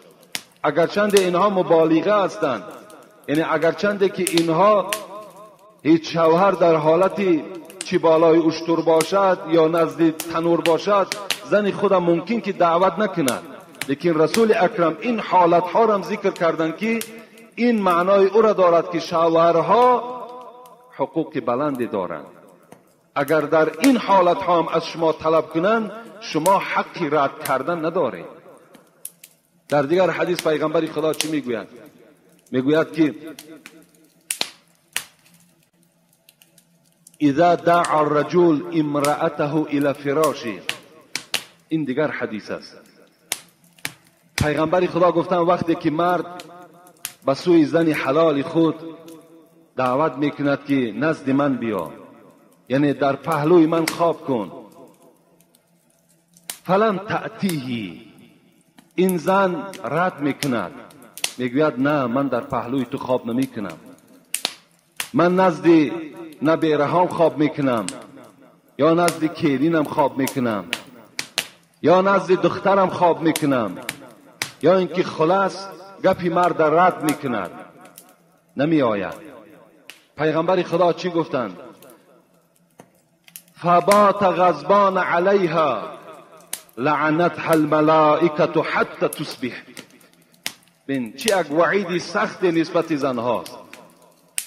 وقتی که گپی مرد که رد شد سخن مرد که قبول نشد، البته مرد غمگین می شود، مرد غضبناک می شود. رسول اکرم گفتن وقتی که این مرد غضبناک شد، وقتی این مرد درمند شد و خواب کرد، ای زن گفت یقین بدان که تا صبح دمیدن تو در لعنت ملائکه ها گرفتار هستی. تا وقتی که صبح می دمد تمام ملائکه ها می گویند که لعنت خدا بر تو باد که تو سخن شوهر را رد کردی. دیگر حدیث پیغمبر خدا چی می گوید؟ بین والذی نفسی بیدی، قسم به خدا گفتن پیغمبر ما و شما، قسم بر آن خدایی که جان محمد در دست اوست، ایما رجل یدعو امرأته الى فراشی فتأب علیه الا كان الذي في السماء ساخطا علیها حتى یرضى عنها. پیغمبر خدا گفتن وقتی اگر مرد زنی خود دعوت میکند نزد من بیا، باز این زن کدام شرط و شرایط او را نمیگذارد که نزد مرد بیاید، در پهلوی مرد ایستد، الان که وی زنی وی است باید که وی اطاعت کند هر زمان، هر ساعت، هر وقت. فتأب علیه، ابا میکند، سخن مرد قبول نمیکند. پیغمبر خدا گفتن یقین داند که الا کان الذی فی السماء، آن ذاتی که در آسمان است، مقصد از ذات آسمانی این خداوند است، ساخطا علیها حتی یرضى عنها، انا همون ذات از این زن ناخشنود می شود، غضبناک می شود تا وقتی که اگر این زن شوهر خود راضی نکرداند.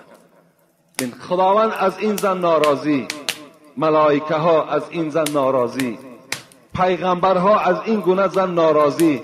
وای به حال این زن که حال این زن چی می شده باشد وقتی که خداوند ناراضی باشد، پیغمبر ناراضی باشد، ملائکه ها ناراضی باشد، پس حیات برای این گونه زن در روی زمین چگونه جایز است؟ خدا نکرده اگر همون شب این زن امانت به سوی خداوند تسلیم کند، یعنی جان به حق تسلیم کند، این زن یقینا وارد جنت نمی شود. زیرا که پیغمبر خدا میگوید ایما امرأة ماتت و زوجها عنها راض دخلت الجنه، کدام مرد، کدام زنی که از دنیا میگذرد در حالتی که شوهرش زنده است و شوهر از او راضی است، دخلت الجنه، این زن وارد جنت می شود. زنی که اگر شوهر از او راضی باشد، شوهری که از او غضبناک باشد، ناراضی باشد، پس او زن چگونه وارد جنت می شود؟ خدا رحمت کند زنهای دوره پیغمبر را، اگرچند که اینها را من بارها به سمع شما رسانیدم، لیکن مادام موردش آمده است باز به شما ذکر میکنم. نظر کنین که زنهای دوره پیغمبر چگونه بودند. این روایت حسن بصری میکند. حسن بصری میگوید که زنهای دوره پیغمبر این گونه زن بودند که وقتی که شوهر به خانه می آمدن بیگاهی، زن از او چی سوال میکرد؟ چی میپرسید؟ اولین چیزی که میپرسید کم حفظت آیتا من القرآن، امروز ای شوهری من تو در صحبت پیغمبر بودی، امروز ای شوهری من تو در صحبت داملا بودی، ای شوهری من امروز تو در مسجد بودی، چند آیت از قرآن از یاد کردی؟ این سؤال زنهای دوره پیغمبر از شوهرهاشون بود. چند آیت؟ این روزی دراز تو سپری کردی، آیا بار قرآن کشاده خواندی؟ کم حفظت حدیث من رسول الله، چند حدیث از پیغمبرت از یاد کردی؟ چی صحبت ها را از پیغمبر حفظ کردی نزد ما آوردی؟ این سوال ها را زنهای دوره پیغمبر از شوهرهای خود میکردند. میگوید وقتی که شوهر از کار می آمد زمانهای پیغمبر ده، البته مردها کار میکردند، مردها مثل امروزه تنبل نبودند، مردها کار میکردند، بازم کار کردنشان باز روزدار بودند. امروز جوانهای ما و شما نه روزه میگیرند نه کار به عهده دارند. اونها کار میکردند وقتی میگوید که از کار میگشته می آمدن بیگاهی، چه زنهای مبارک بودند، چه زنهای خدا ترس بودند.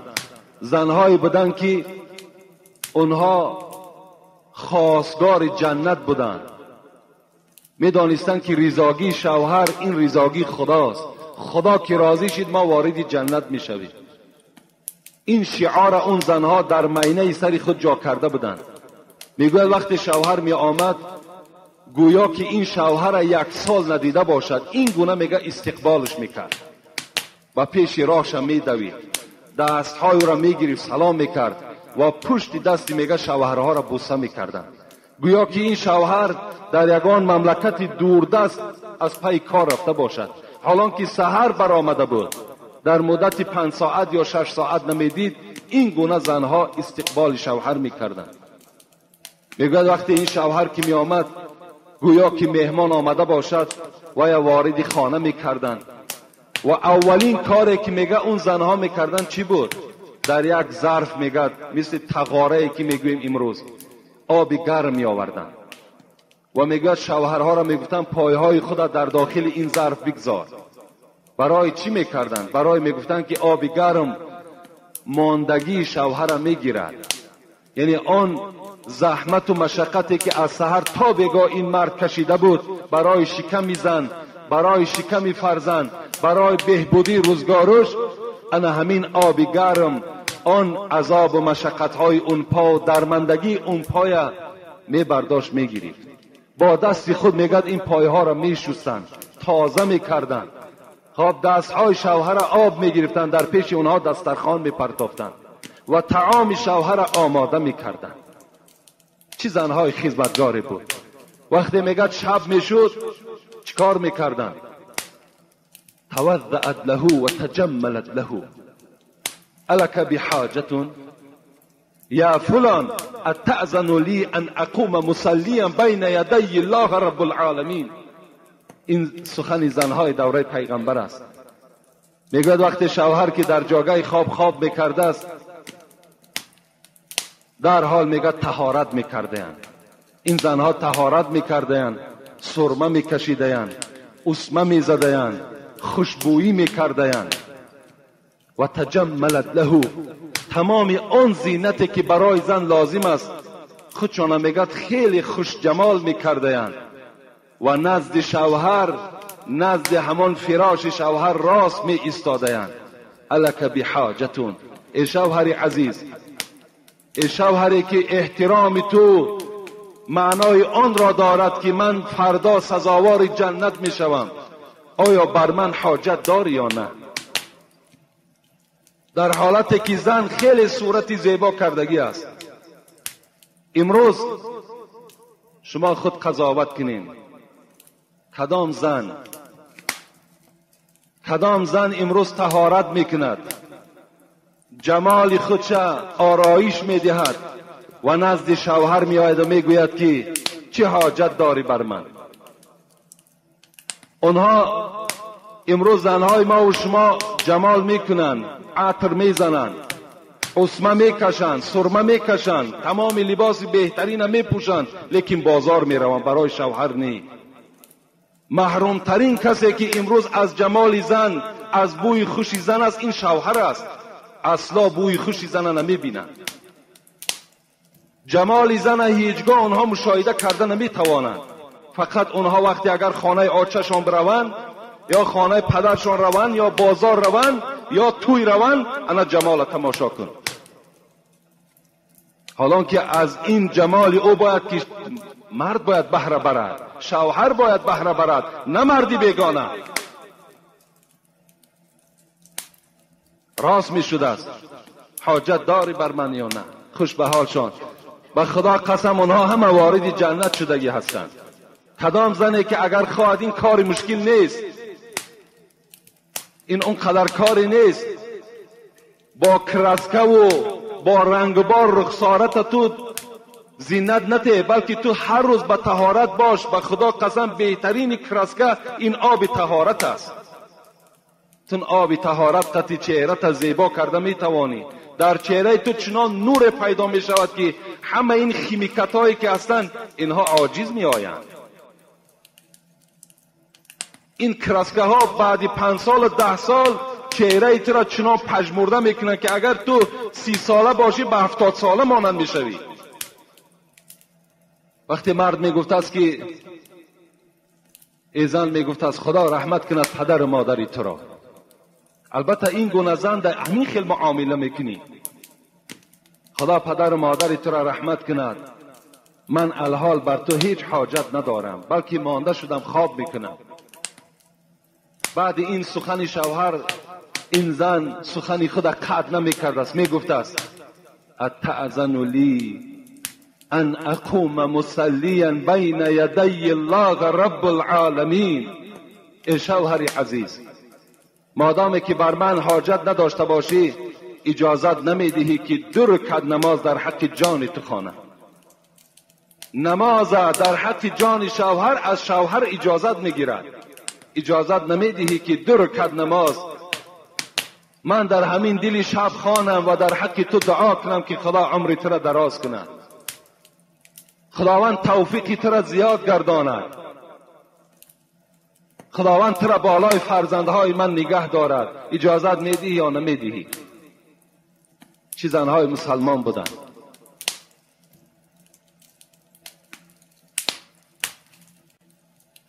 اونها میدانستند که این معامله فردا به نهایت مکافات کلان دارد. زن نزد پیغمبر آمد، ای پیغمبری خدا، میخواهم که شوهر کنم، چی اجازت میدهی؟ چی خدمت کنم؟ آیا وظیفه های شوهر چی است؟ رسول اکرم چی گفتن؟ لو کان من فرقه الى قدمه صدید فالحسته المرأة ما عدت شکره. پیغمبری خدا گفتن ای خواهر، گفتن شوهر میکنی؟ گفت بله شوهر میکنم. گفتن حق شوهر این است که اگر از تار سر شوهر تا کف پای شوهر اگر زرداب باشد یا خون باشد، اگر تو زبان خود براری فالحسته، اگر پاکیزه بدن همین شوهر، تا حال شکرانه شوهر به جا آوردی، تا حال تو شکر شوهر به جا آوردگی نیستی، اگر چند همین عمل قبیح را، همین عمل دشوار را تو اگر به عهده گیری و اگر انجام دهی. این گونه بودن زنها. قصه ام سلیم چه قصه ای هست که عبرت آمیز است برای همه زنهای روی دنیا. موردی گفتنش آمد، نگاه کنید که در کدام حالت ام سلیم با شوهر خود خانه‌داری میکند، کدام حالت بالای ام سلیم آمده بود. ام سلیم این مادر انس است، حضرت انس مادرش ام سلیم بوده. پدر انس وقتی از دنیا میگذرد، ام سلیم به شوهر میماند. یک زمان از ام سلیم سپری می شود از مادر انس و مادر انس شوهر می کند. شوهر دویومی او ابو طلحه می باشد. ابو طلحه بسیار آدم خدا ترس بودند، بسیار آدم خدا جوی بودند و باغ کلان هم داشتند. می گوید وقتی که ابو طلحه را گرفت، بعد 1 سال گذشتن ام سلیم باز صاحب یک فرزند شدند از این شوهر دویم که این فرزند را نامش را گذاشتند عمیر نام گذاشتند. عمیر میگوید روز به روز دسترویک میشد، کلان میشد. چی در نزد پدر و مادرش عزیز بود، بسیار پدر و مادر دوستشان میداشتند. حتی پیغمبر خدا میگد گاه می آمد همین عمیر را میگد، همین فرزند ابو طلحه را نوازش میکرد، با او بازی میکرد، او را مذاق میکرد. باری میگد همین عمیر بیمار شد، بیماری تب. ابو طلحه میگد روزا روزدار بود، بیگاهی به خانه می آمد و میپرسید که عمیر چگونه هست، از حال او میگه خبر میگرفت. گاه روز میگه تبش بلند میشد، گاه روز تب عمیر پس میشد.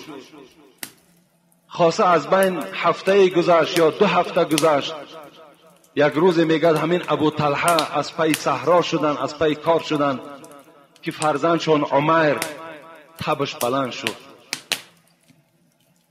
تب بلند شد و مادرش ام سلیم اطراف فرزندش می دوید، دوایی می کرد، دوستداری می کرد، آبی خنک می آورد. لیکن قضای الهی بوده است، عمیر از دنیا می گذرد. میگه قسمی بیگاه بود، آمد ابو طلحه بود. در حال میگه این ام سلیم این فرزند خود عمیر را میگه غسل داد، تازه کرد و در کفن میگه گرفت و برد در خانه دیگر گذاشت. وقتی بیگاه شد میگوید که این ابو طلحه که آمد پرسان کرد. اولین سوالی که کرد حال عمیر چگونه است؟ فرزندمان چی خیل شد؟ ام سلیم چی جواب دادند؟ میدانستند که ابو طلحه روزدار است.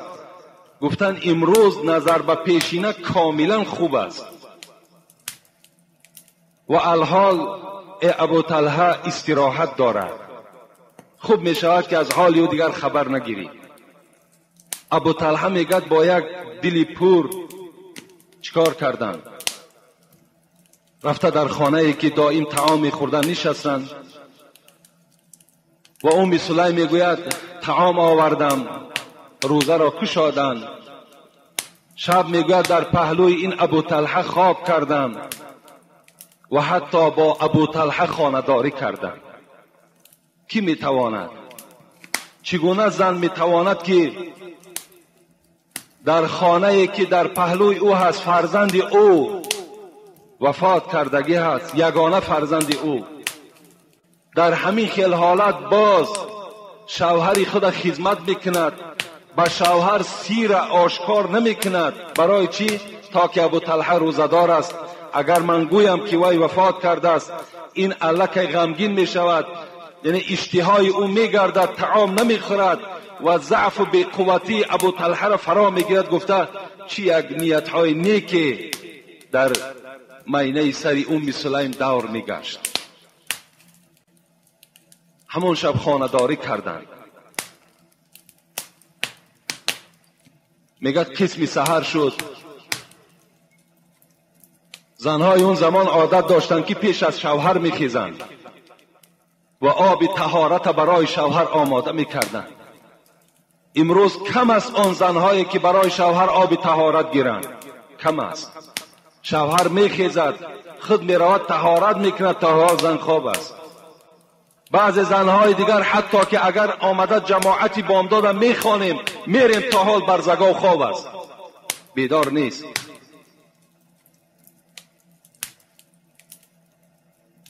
اونها این عادت نداشتند. در حال میگد بیدار شدند، از پهلوی شوهر خیستند، به نیت آب طهارت خیستند. لیکن مادامی که مادر بودند دلشان طاقت نکردند. گفتند ابو طلحه گفتند اگر مبادایی که یگان کس یک ودیعت، یک امانت به ما و شما دهد، مثل خواه بیل است، خواه تیشه است، خواه لباس است و یک مهلت برای او به ما و شما جدا کند، آیا او را گرداندن دادن لازم است یا نه؟ ابو طلحه گفتن البته امانت باید خیانت کردن در کار نیست. امانت چیزی هست که باید در حال به صاحبش گردانده شود. گفت ابو طلحه گو آگاه باش که امشب همون امانتی که فرزند ما و شما عمیر بود جان را به حق تسلیم کرده بود. من نخواستم که تو را آگاه کنم، زیرا تشویش بالای تو می شد. تو آدمی روزدار بودی، تو آدمی مانده بودی، از این خاطر ما وی را غسل دادم، کفن کردم. الحال برای تو خبر می دهم. ابو طلحه میگوید غضبناک شدند، از جای خود خیستند و دوان نزد استاد خود، معلم خود، سرور خود، راهبر خود حضرت محمد صلی الله علیه و سلم روانه شدند. آمدن نزد پیغمبر شکایت کردند پیغمبر خدا این حالت دیروز بیگاهی بالای فرزند من رخ داد، لیکن زن من این حالت را برای من بیان نکرد، این چی میشده باشد؟ پیغمبر خدا گفتند خوش به حالت ای ابو طلحه که چی زنی مسلمان را تو صاحب هستی. امشب این خانه‌داری که شما کردین پیغمبر خدا به نور نبوت دانستند.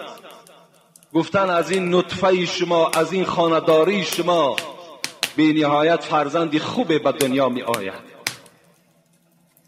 صحابه ها حکایت میکنند که وقتی پیغمبر از دنیا گذشتند، این زن فرزند را تولد کرد به نام عبدالله، که بعد این عبدالله میگوید باز 8 بچه دیگر تولد شد، 9 بچه شدند که همه اینا حافظ قرآن بودند. همه این به خاطر چی آمد؟ به خاطر احترام شوهر آمد، احترام ام سلیم از برای شوهرش آمد. این 9 تا حافظ قرآن، این حزل نیست، این شوخی نیست. خداوند با همون زن نصیب میگرداند که اگر احترام شوهر داشته باشد، با قدر شوهر میرسیدگی باشد. چگونه زنهای خوبی بودند، چگونه زنهایی بودند که با شوهرهای خود این گونه معامله ها را میکردند. میگوید اسماء در حکایت صحابه میگذرد، اسماء میگوید فرزندی یزید انصاری بود. بار میگوید نزد پیغمبر آمدم و گفتم پیغمبری خدا، پدر و مادرم فدای جان تو باد، من نماینده از بین زنها هستم، مرا نماینده انتخاب کردند و با پیش جناب شما روان کردند تا که از تو من سؤال دارم. گفتند چی سؤال داری ای اسماء؟ میگوید اسماء گفتند پیغمبری خدا، تو هم پیغمبری مردها هستی هم پیغمبری زنها هستی. گفت بله من هم پیغمبری مردها هستم هم پیغمبری زنها هستم. گفت ای پیغمبری خدا، امروز مردها نماز جمعه میخوانند، مردها نماز 5 وقته جماعت میخوانند، امروز مردها نماز جنازه میخوانند، امروز مردها عیادت بیمار میکنند، امروز مردها حج میکنند، امروز مردها عمره میکنند، امروز مردها از همه بزرگ جهاد میکنند و ما در خانه مستور هستیم، با ستر هستیم، در خانه نشسته هستیم، فرزندهای اونها را در شکم خود میبرداریم، شهوت اونها را میشکنیم، لباسهای اونها را میشوییم، لباسهای اونها را میدوزیم. ای پیغمبری خدا، باز بازم این مردها در ثواب از ما گذشتند. رسول اکرم میگوید طرف اصحاب گشتند، گفتند آیا در بین زنها چنین سؤال کننده را میابید یا نه؟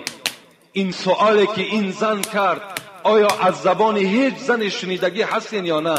گفتن نه پیغمبری خدا، اولین سؤالی است که ما از زبان اسماء شنیدیم. رسول اکرم چی گفتن؟ ای اسماء، گفتن رفتن نزد همه آن زنهایی که تو را برای خود نماینده انتخاب کردند، با همه زنها آگاه کن که اگر زن جهاد کند، اگر چی مقدار ثواب گیرد، شما هم همون ثواب میگیرین، در حالتی که اگر احترام شوهر داشته باشید.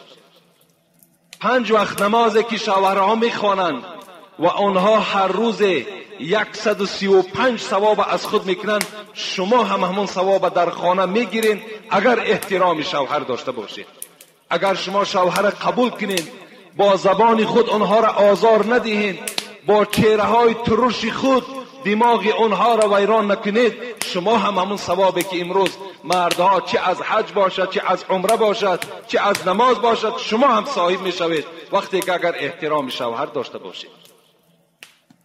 لیکن هزار افسوس، امروز شوهرها را میبینی بیچاره چه عرابه میکشند، چه ماشین میشوند، چه در قدهای راه خدمت مردهای دیگر را میکنند. یعنی همه برای بهبودی زندگی هست. یکی وقتی بیگاه می رود، شاید بیچاره به 1 سامان رود، شاید به 2 سامان رود، شاید به 5 سامان رود، شاید روز هیچ برار نشود، بی پول رود.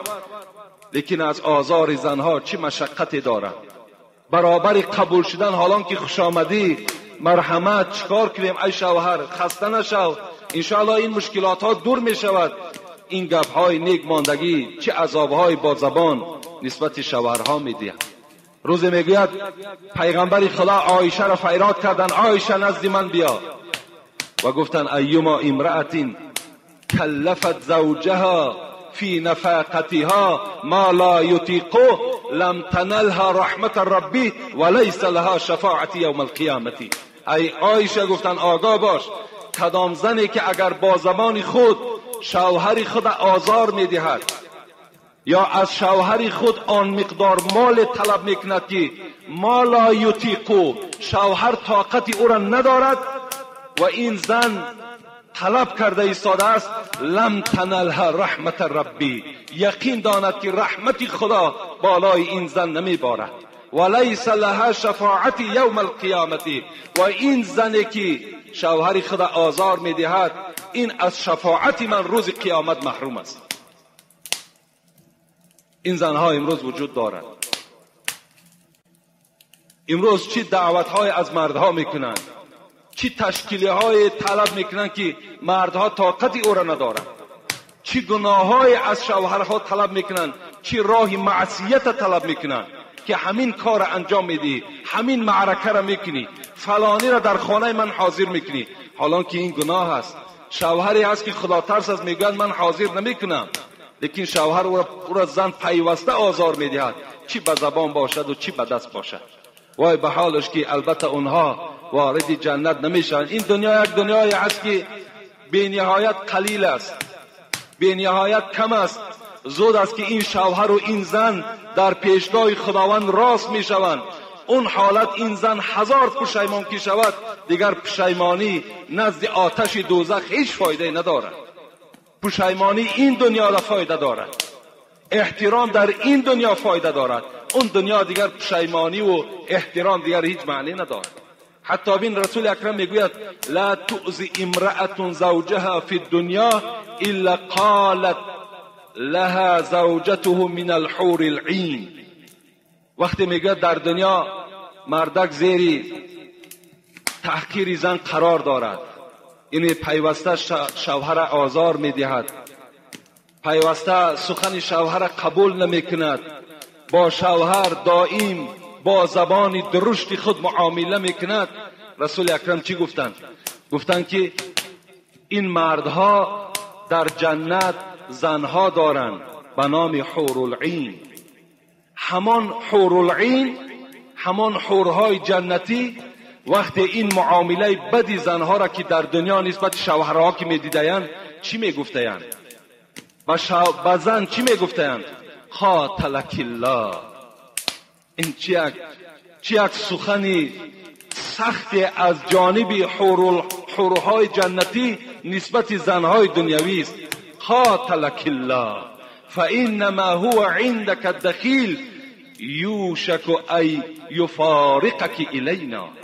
میگفت است که ای زن دنیایی اینقدر شوهر آزار میدهی، اینقدر شوهر خوب قبول نمیکنی، قاتلک الله، خدا تو را قتل کند، خدا تو را هلاک کند.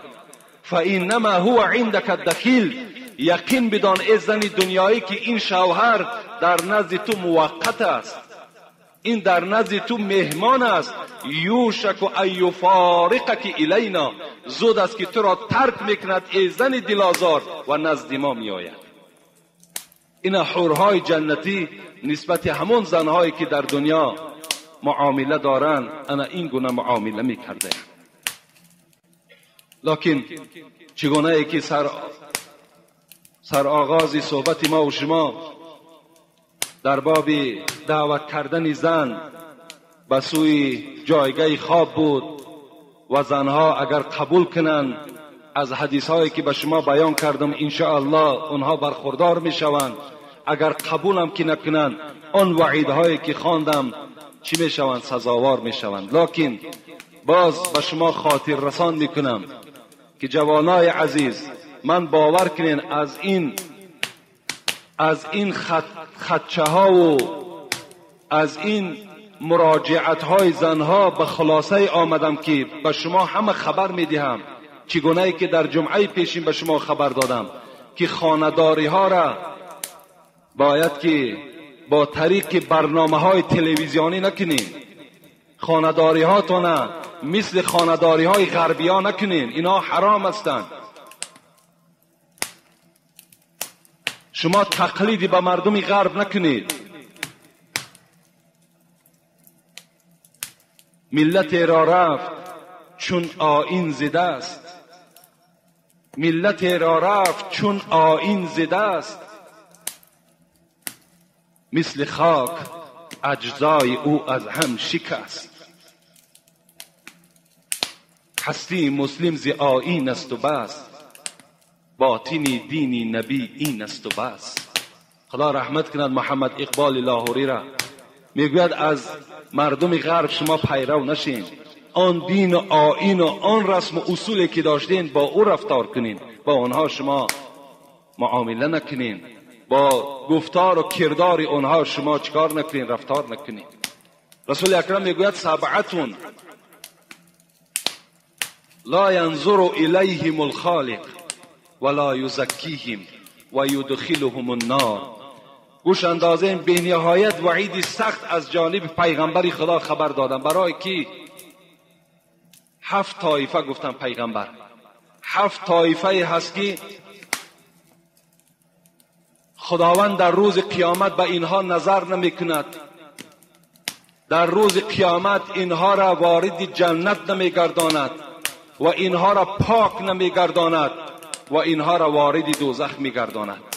این حدیث شمس الدین ذهبی در کتاب کبائرش آورده است در باب لواطه. میگوید این 7 طایفه کیها هستند؟ یکم الفاعل و المفعول به. پیغمبر گفتند فاعل و مفعول، کننده و کرده شده، یعنی 2 مردی که بچه بازی میکنند، کننده و کرده شده هر دو در آتش دوزخ هستند. شمس الدین ذهبی را خدا رحمت کند میگوید وقتی که میگه مرد بالای مرد میبراید، روایتی هست عرش پروردگار میگوید در حرکت می در آمده است، عرش الهی میگوید می جنبیده است و خداوند میگوید چنان غضبناک میشده است از عمل این 2 مرد که حتی میگوید غضبش نزدیک است که آسمان را بر زمین بچسباند. لیکن همون حاملان عرش، ملائکه هایی که در اطراف عرش هستند، آنها میگوید چنان به شتاب سوره اخلاص میخوانند، قل هو الله احد الله الصمد لم یلد ولم یولد ولم یکن له کفوا احد. فقط صفاتهای خداوند میخواندند، چنان زیاد میخوانند که حتی که میگوید آهسته آهسته غضب خدا خاموش میشده است وقتی که مرد بالای مرد میبراید. حضرت عیسی میگوید وقتی من به پیش یک قبر گذر کردم، نگاه کردم که 2 جوان بی نهایت عذاب دارند.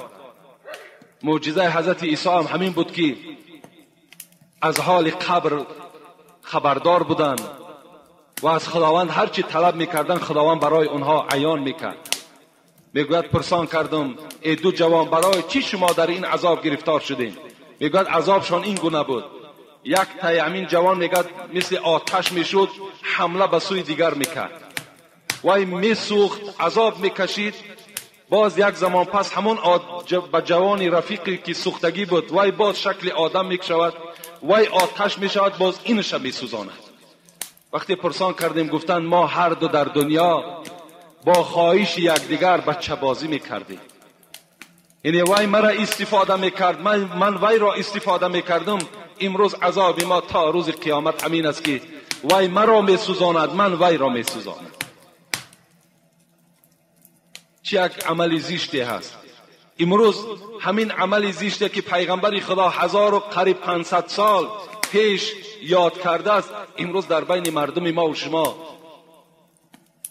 وجود دارد. اگر شما آگاه باشین، در ماه می بود وقتی در حکومت مجلس شد، از لیلی کوتل 2 آدم آورده محکم کردن، یک تاش بچه 5 ساله، یک تاش بچه 19 ساله.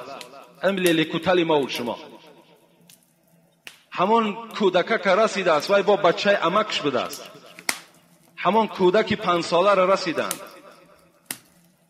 که وای کودک دیگر بیچاره هیچ جای آبادش نمانده است. لیکن حکومت باز غمخوار همین بدبخت کرده است، 8 سال وای از حقوق آزادی محروم کرده است. اسلام چی میگوید؟ اسلام میگوید بچه باز کشتن در کار. با 3 راه فقهای ما و شما گفتن، صاحبان مذهب، یکی گفتن با شمشیر کشتن در کار، دیگری گفتن نه، هر دی اینها را به آتش سوزاندن در کار در دنیا. حضرت امام ابو حنیفه صاحب مذهب ما و شما گفتن اینها را از بلندی پرتافتن در کار. چقدر جای بلند میابین از بلندی میپرتاینشان.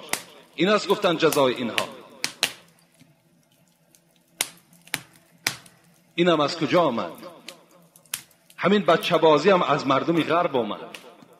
من باوری دارم که همه شما تلویزیون نگاه میکنین، یک هفته هم نگذشته است در پارلمان اسپانیا قبول شد که بچه را نکاح کنه درست است. امروز 5000 نفر مردها در شهر اسپانیا یکدیگر را در نکاح خود در آوردند.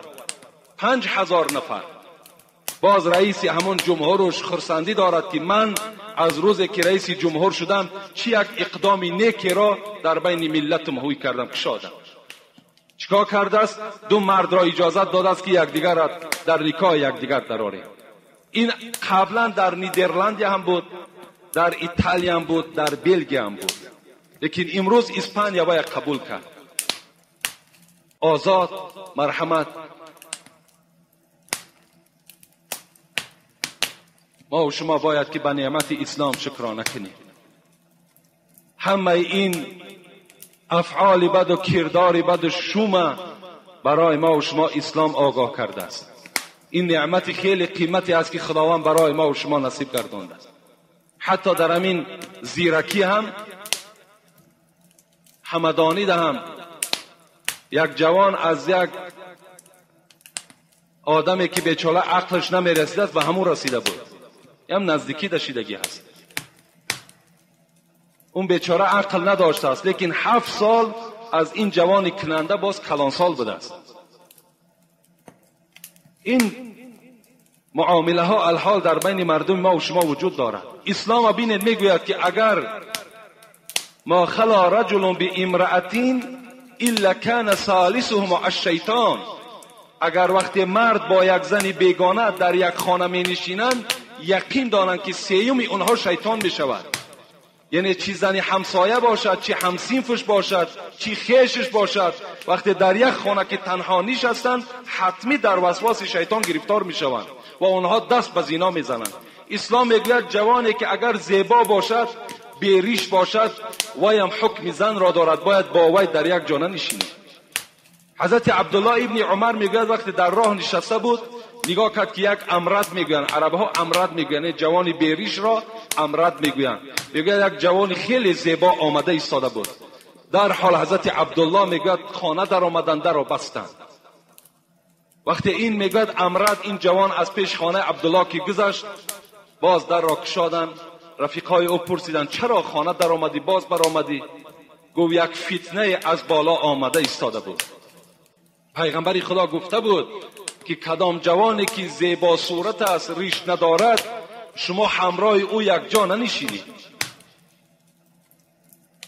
بین این حکمت های پیغمبر خدا را بین که امروز دو جوانی که یک جا میشوند حتمی به این کار دست داده ایستادند.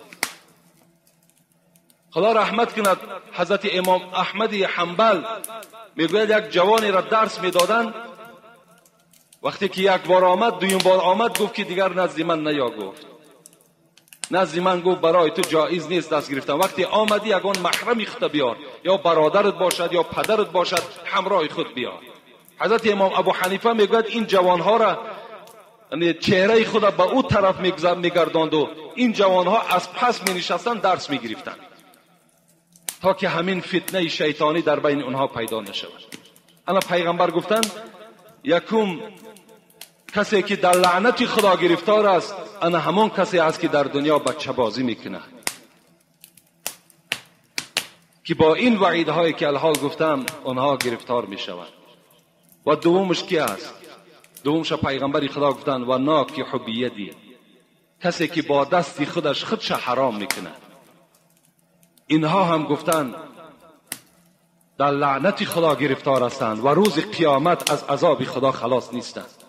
حتی رسول اکرم که در همین شمس الدین ذهبی را باب لواطه گفته، یک باب داره در همین کتابش، میگوید کسانی که با دست خود در دنیا خودشان حرام میکنند، اینها روز قیامت دستاشان حامله‌دار میشود. مثل زنی که حامله‌دار میشود، دستای اینا حامله‌دار میشوند و مردم میفهمند که اینها در دنیا جوانهای بودند که با دست خودشان حرام میکردند. اینا در میدان قیامت شرمنده می شود. رسول اکرم می گوید کدام جوانی که یا معشر الشباب من استطاع منکم باءة فلیتزوج، کدام ای جوانی که کدام قدرت دارین، پیغمبر گفتند شما زن گیرید، فانه احسن للبصر اغض للبصر و احسن للفجر، زیرا که ناموس شما را، این زنداری شما، چشم شما را، ناموس شما را محافظت میکند. و من لم یستطع، پیغمبر گفت کدام جوانی که اگر قوت زن گرفتن ندارد، فعلیه بالصوم فانه له وجاء، این بخاری روایت کرده است. پیغمبر گفتند که مادام جوانی که قوت زن گرفتن ندارد با دست خودش را حرام نکند، بلکه وی روزه گیرد. گفتند پیغمبر زیرا روزه گفتند وی را شهوتش را میشکند، شهوتش را نابود میکند. این است توصیه پیغمبر خدا برای ما و شما. ان شاء الله من دوام این حدیث و دوام احترام شوهر نسبت زنها جمعه آینده کاری میکنیم که البته با همان خاتمه میبخشیم، زیرا که با سوالهای خیلی زیاد نزد ما وجود دارد تا که اون سوالها را برای شما جواب میگردانیم. الحال در اینجا چندین برادرهایی که از ما تکلیف کردن که در حقشان دعا کنیم، من نامگیر میکنم ان شاء الله در حق اونها دعا میکنیم.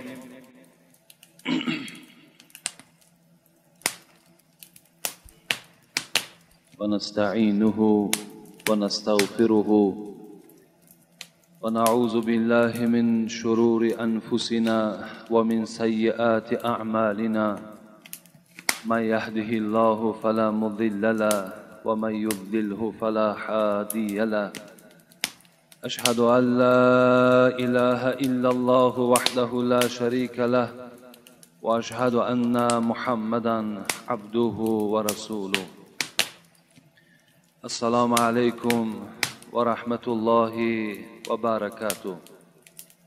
همه شما پدرای عزیز، برادرای مهربان که از راههای دور و نزدیک برای ادای نماز جمعه حاضر شدید و این روز سعید، همه شما را تبریک و تهنیت میگویم و با شما یک جای دعا میکنیم که خدای مهربان این روز سعید را برای همه ما و شما روز سعید و روز اجر و روز ثواب بگرداند و خدای مهربان آن ثواب، آن اجر، آن مکافات هایی که در این روز برای بندگان تو وجود دارد، خدایا بر این جمعیت ما نصیب و روزی بگردان و خدایا بندگی امروزه را از صبح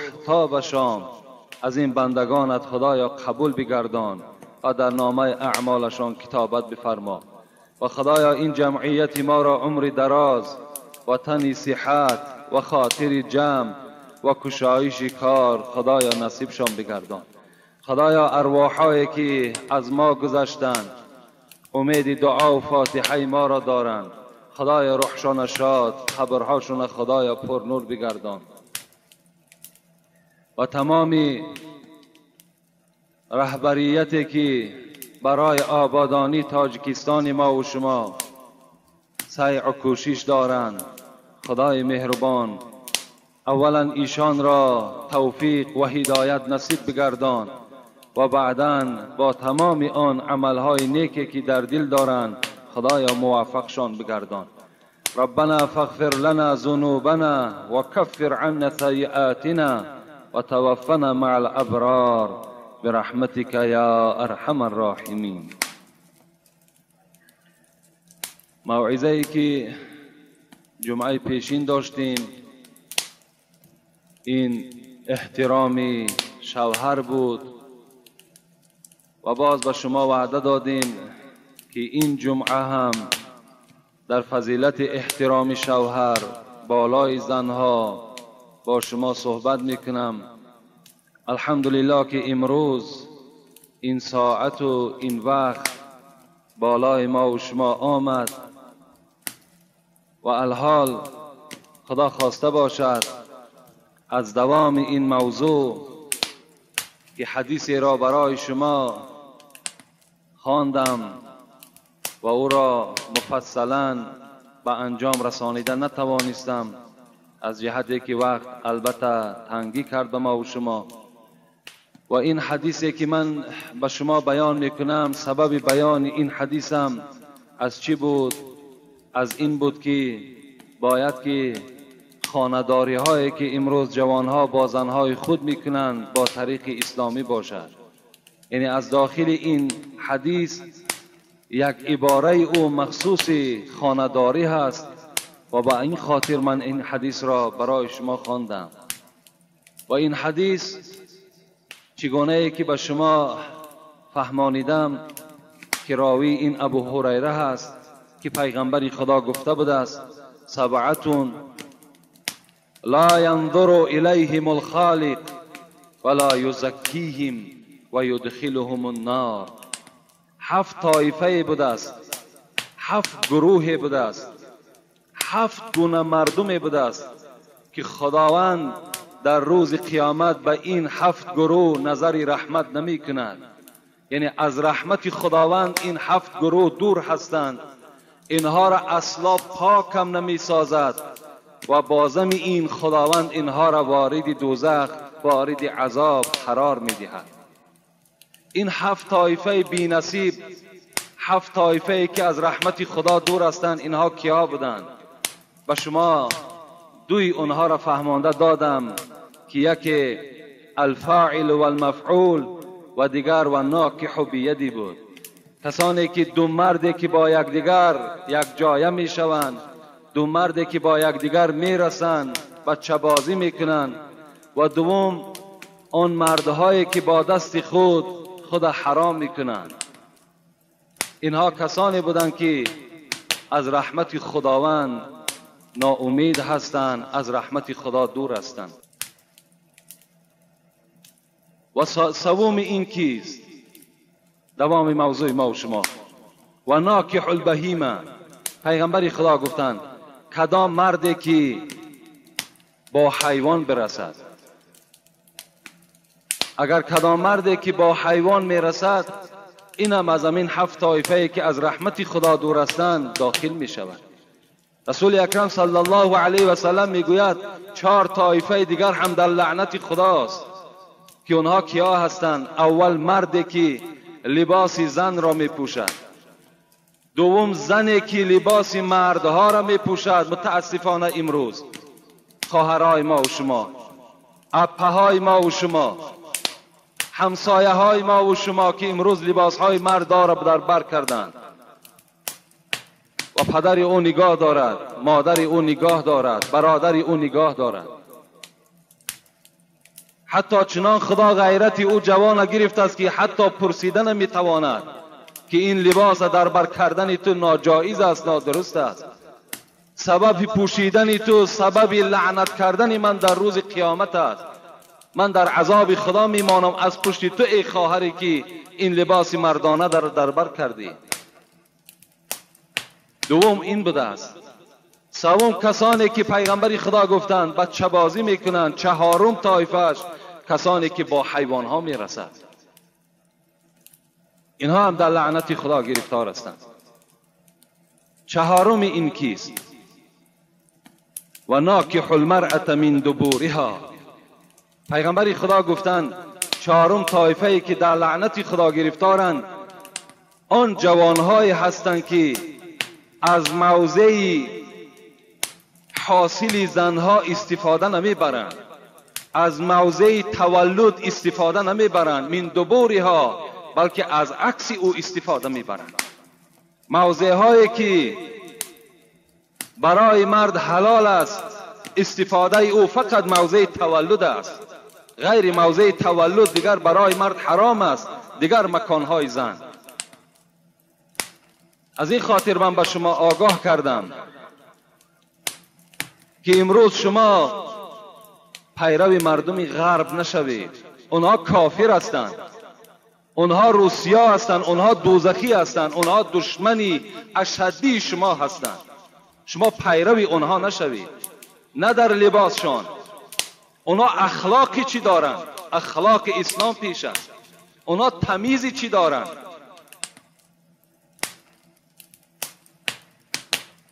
الحمدلله که امروز قرآن ما و شما چه برنامه های نیک دارد. کتاب داریم که از همه کتاب های دنیا بهتر است. پیغمبری داریم که در همه ساحه زندگی ما و شما برای ما و شما خبر داده است. اینا باید ما و شما تعلیم اینها را برای خود وظیفه کنیم، نه اخلاق این مردم غرب. رسول اکرم گفته ایستاده است 7 طایفه که از رحمت خدا ناامید هستند، دور هستند، اونها را خدا پاکیزه نمیگرداند، بازم این وارد عذابشان میکند. اون جوانی هست که در دیگر موضع های زن از دیگر موضع های زن استفاده میبرد. حتی رسول اکرم میگوید در دیگر حدیث من اتا حائزا او امرأة من دبورها او کاهنا فقد کفر بما انزل علی محمد صلی الله علیه و سلم. کسی که اگر زن در حالت حیض، در حالتی که کسل 3 روزه است یا از او زیادتر است، یعنی خون میبیند، اگر کدام مردی که در حالت حایض بودن زن با زن نزدیک می شود، یا کسی که با غیر موضع تولد در دیگر موضع های زن استفاده می برد، فقط کفر بما انزل علی محمد، با خدا قسم که وی به قرآن کافر است. پیغمبر میگوید که با تحقیق کافر است با آن کتابی که بر محمد نازل شده است. این کتاب چی است؟ این قرآن کریم است. با این کتاب کافر است جوانی که زن در حالت حیضش یا زن در غیر موضع حاصلش با او خانه‌داری میکنه. حتی در این حدیث کلمه کاهن هم استفاده کردیم که این لفظ پیغمبری ما و شما او کاهنن. اگر زنی که نزد جادوگر می رود ویم کافر است، گفت پیغمبری خدا. امروز این مصیبت هم بالای زنهای تمام مردم تاجیک آمدگی هست. در ما و شما میگویند که فلان مرد ملاگی کردن، لیکن این کلمه غلط است، این لفظ صحیح نیست، بلکه ملاگی دیگر است، جادوگری دیگر است. باید گفت که باید جادوگری کردن، نه ملاگی کردن.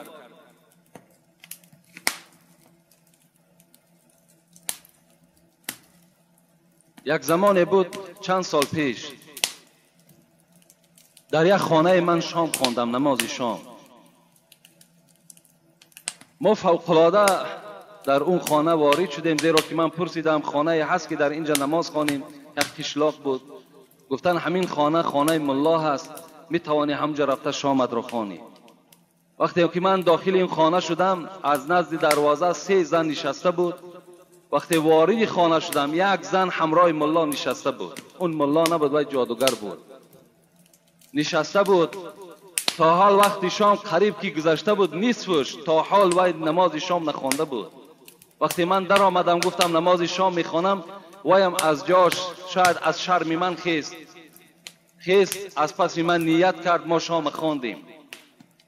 وقتی خواندیم من وقتی زیاد داشتم اونجا نشستم، حتی وی از من شرمم نکرد، به من اهمیتم نداد. اون زمانها البته ما نه واعظی میکردیم نه خطیب بودیم، بلکه یک آدمی بگیم ناشناسی بودیم. وی به سوی همان زن چی گفت؟ گفت این 7 سوزنی که در دست تو میدهم، اینها را هر کدام شد در 100 متر که رفتی پرتا و پست نظر نکن. و این تخمی که در دست تو میتون، در بالای تخم هر کل حرف ها و رقم ها نویساندگی بود. اینا برده در زیر همون دیگدانی که خوراک میپزین و یا میکنی، خسور و خوشتامن و شوهری تو باید درک نیابد و یا در زیر وی میگورانی. هر گاهی که اگر در زیر همون دیگدانچه علاو میکنن، چند قدر محبت شوهر به تو باز زیاد میشود. اون زن تبسم کردن، با یکدیگر چقچق میکردن، میخندیدن. در حالت رفتن باز چند مقدار پول در پیش این کس گذاشت و خسته رفت. لیکن من چی میگویم؟ من میگویم این خواهری که اولا رفته این گناه جادوگرها را باور میکند، اولا جادوگر که خودش کافر است. در اسلام حکم جادوگر فقط کشتن از قتل است و خود این کسی که رفته سخن او را باور میکند و هم کافر است. این خواهر عزیز اگر مراجعت فارد، اگر پند ما برای او معقول باشد، نه پیش جادوگر رفتن در کار، نه پیش یک داملا رفتن در کار، بلکه برای آنه که دل شوهری تو برای تو گرم شود، شوهر تو را احترام کند، خسر و خوشتامن در حق تو دعا کند، احترام کن کلانترها را. شوهر را احترام کن، با قدر شوهر برس، دل شوهر برای تو گرم می شود، شوهر تو را احترام میکند. من باور کن، با باوری کامل میگویم که یک بار وقتی که اگر کار این زن برار گرفت، دوم بار وقتی پیش این جادوگر می رود، این از دست اون جادوگر سالم بر نمی گردد، حتمی و استفاده می برد. این جادوگر حتمی این زن مثل زن خودش استفاده می برد، بعد دوم بار کاری و بود می کند.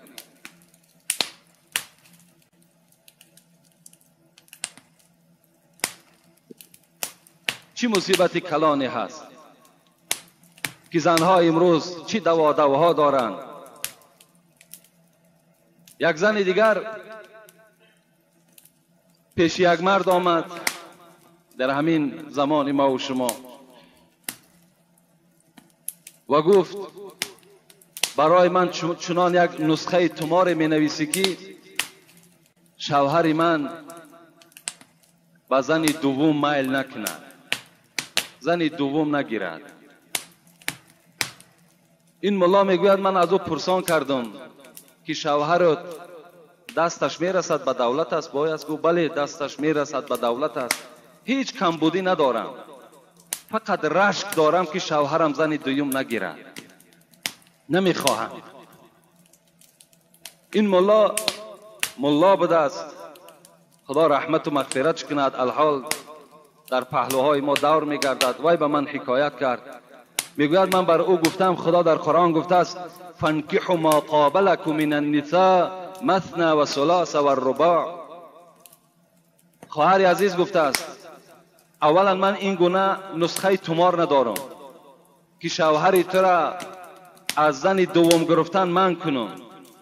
دوم این که خدا در قرآن میگوید هر یک مردی که دستش میرسد حقوق دارد که یک زن، دو زن، سه زن، چهار زن در نکاح خود درآورد.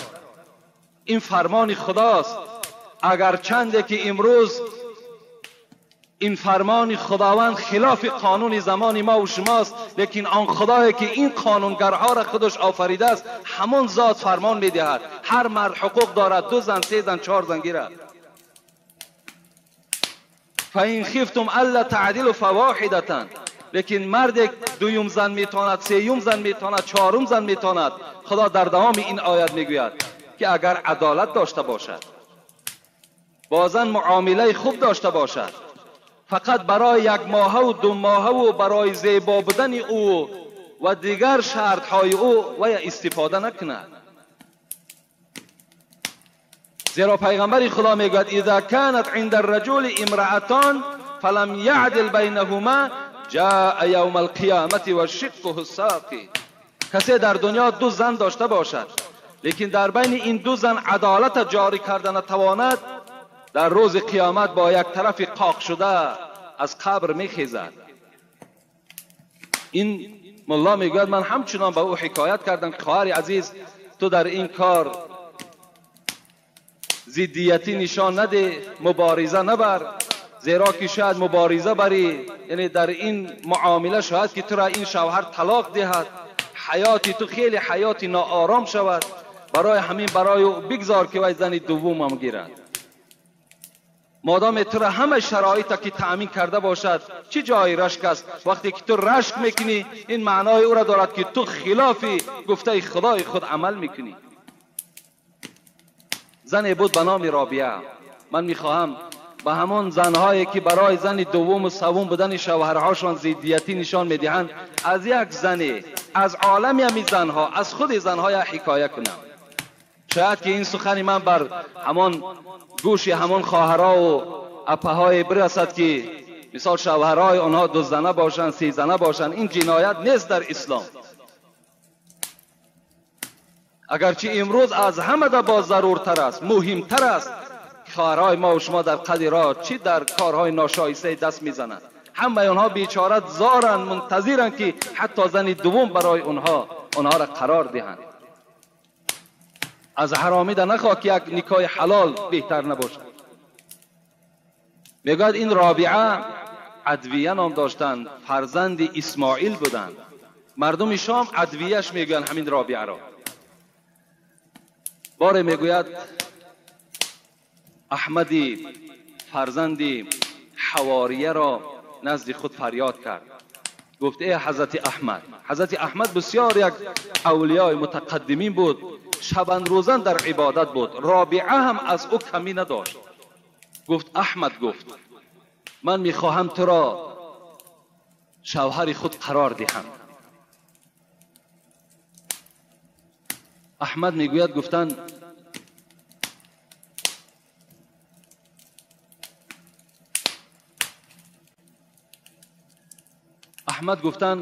رابعه گفتند من بسیار مشغول هستم، من شبان روزن عبادت دارم.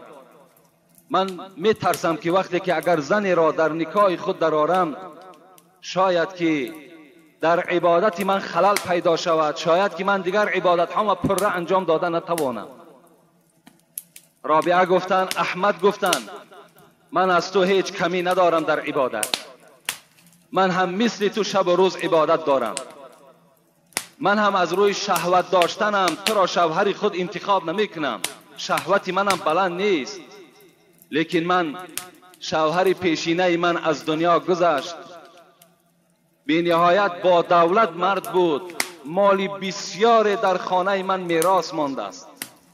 من میخواهم که این مال میراث شوهرم را ای احمد، تو که دوست خدا هستی، تو که یکی از عابدان در راه خدا هستی، میخواهم به تو دهم و رفیقان تو که همه اولیاء الله هستند میخواهم به آنها دهم و با این راه به آنها شناس شوم و با برکات این رفیقان تو به خدا نزدیک شوم. رابعه عدویه این سخن گفتند. احمد میگوید بعد شنیدن این سخن رابعه در دلش مثل یک الاو افتید.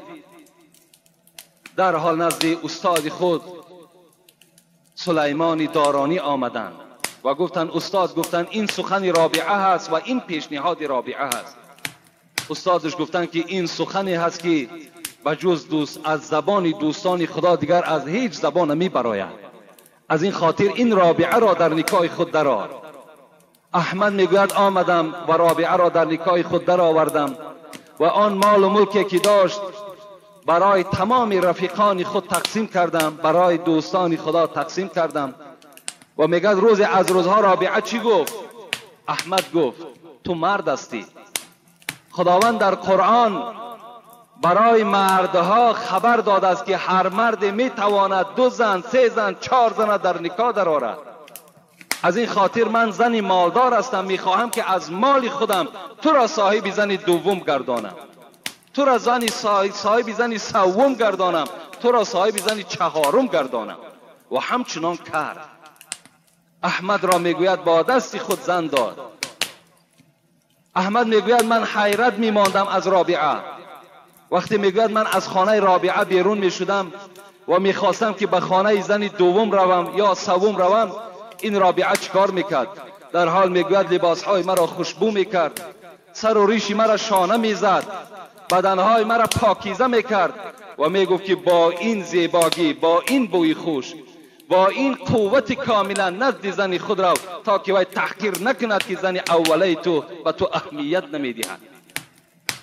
با این گونه حالت ها ببین زنها روزها گذرانیدند.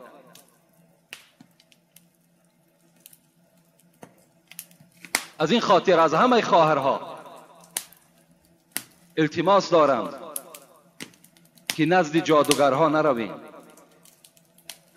برای بهبودی زندگیتان برای شما بهترین راه وجود دارد. همان خانه‌ای که تو زندگی میکنی خسر داری، خوشتامن داری، برادرهای شوهر است، خواهرهای شوهر است، خود شوهر است، اونها را شما احترام کنین، با قدر اون اولاد برسین، هر سخنی که شوهر میگوید اطاعت کنین. به خدا قسم اون شوهر از اولادش دیده تو را دوستتر میدارد، تو را احترامت میکنند. و این نسخه های اونها دروغ هستند، اونها تأثیر ندارند. در بعض کتاب ها دوستان خدا میگن که کسان جادوگر شده میتوانند که هیچگاه باید که اونها با تن حلال نگردند، یعنی دائم باید و یا جنوب باشند. در آن صورت نسخه اونها تأثیر میکنند، زیرا اونها کافر هستند. از این خاطر از خواهرها خبر میدم که یک بانگ خطر است. نسخه گیرید یک طرف در همون خانه تو را استفاده میبرد، چی شرمندگی میشود، حیاتی تو تلخ میشود. دیگر چی هست؟ دیگر دوام حدیث پیغمبری خدا. پیغمبر گفتند دیگر شخصی که در لعنت خدا گرفتار است این والظان بالحلیلة جاری، و دیگرش والمؤذی جاره حتی یلعنه. اینا هر دوش قریب از روی معنا یک معنا دارند. یک تا این کسی هست که با زن همسایه زنا میکنه، یعنی یا از نبودن شوهری او استفاده میبرد یا دیگر حالت ها را استفاده میبرد با زن همسایه وقتی که زنا میکند. این هم از همون 7 طایفه هستند که در لعنت خدا گرفتار هستند. و دیگرش آزار دهنده همسایه، کسانی که همسایه را آزار میدهند اونها هم در لعنت خدا گرفتار هستند. پیغمبر خدا میگوید 3 بار این لفظ تکرار کردن، والله لا یؤمنون، والله لا یؤمنون، والله لا یؤمنون. قسم به خدا گفتند که ایمان ندارد، ایمان ندارد، ایمان ندارد. قیل من یا رسول الله، گفته شد از جانب صحابه های پیغمبر ای پیغمبر کی هست که ایمان ندارد؟ پیغمبر خدا گفتند الذی لا یأمن جاره بوائقه، کسی که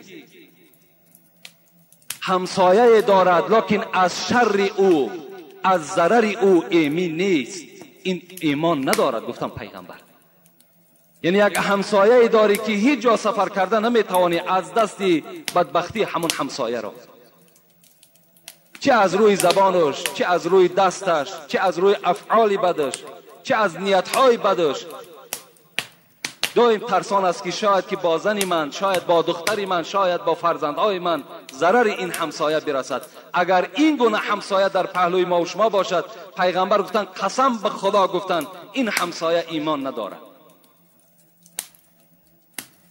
این بود این حدیثی که دوامی حدیثی که برای شما از جمعه پیشین بود خبر دادم و میخواهم که دوام موضوع احترام شوهر را برای شما خبر دهم. دیگر حقی که شوهر بالای زن دارد، این من حقه ان لا تعطی شیئا من بیته الا باذنه فان فعل ذلك كان عليها الوزر وله الاجر.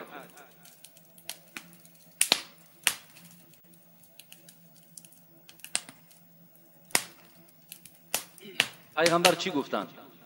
گفتند دیگر حقی که شوهر بالای زن دارد این است که از خانه شوهر، از مال شوهر، از مال خانه چیزی نه به خویش خودش، نه به خویش شوهرش، نه به همسایه ها تقسیم نکند تا اگر اجازت شوهر نباشد.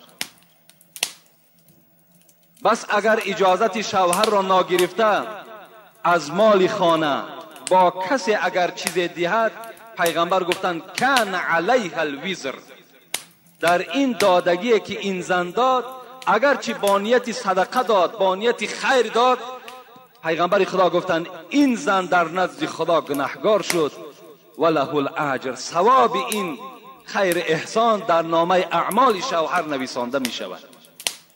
زیرا که این زن به اجازت شوهر مال شوهر، مال خانه را با همسایه یا خویش قومیت شوهر یا از خودش تقسیم میکنه. در این زن البته گناهگار است. حتی رسول اکرم میگوید در دیگر حدیث ها که لا یحل لامرأة ان تطعم من بیته الا باذنه فان اطعمت بغیر اذنه کان علیها الوزر و له الاجر. اگر زن در خانه طعام بپزد یا اینکه چندین نفرها را در خاندان شوهر فریاد زند از زنها، لیکن شوهر درک ندارد، در این خیر احسان کردگی زن گناهگار می شود و ثواب اون خیر احسان پیغمبر خدا گفتند در نامه اعمال شوهر نویسانده می شود. یعنی زنها هیچگاه حقوق ندارند حتی سوزن را از خانه به اجازت شوهر با کسی دهند. باید هر کاری که میکنن با اجازت شوهر باشد. پیغمبر خدا چه حدیث های مبارکی گفتند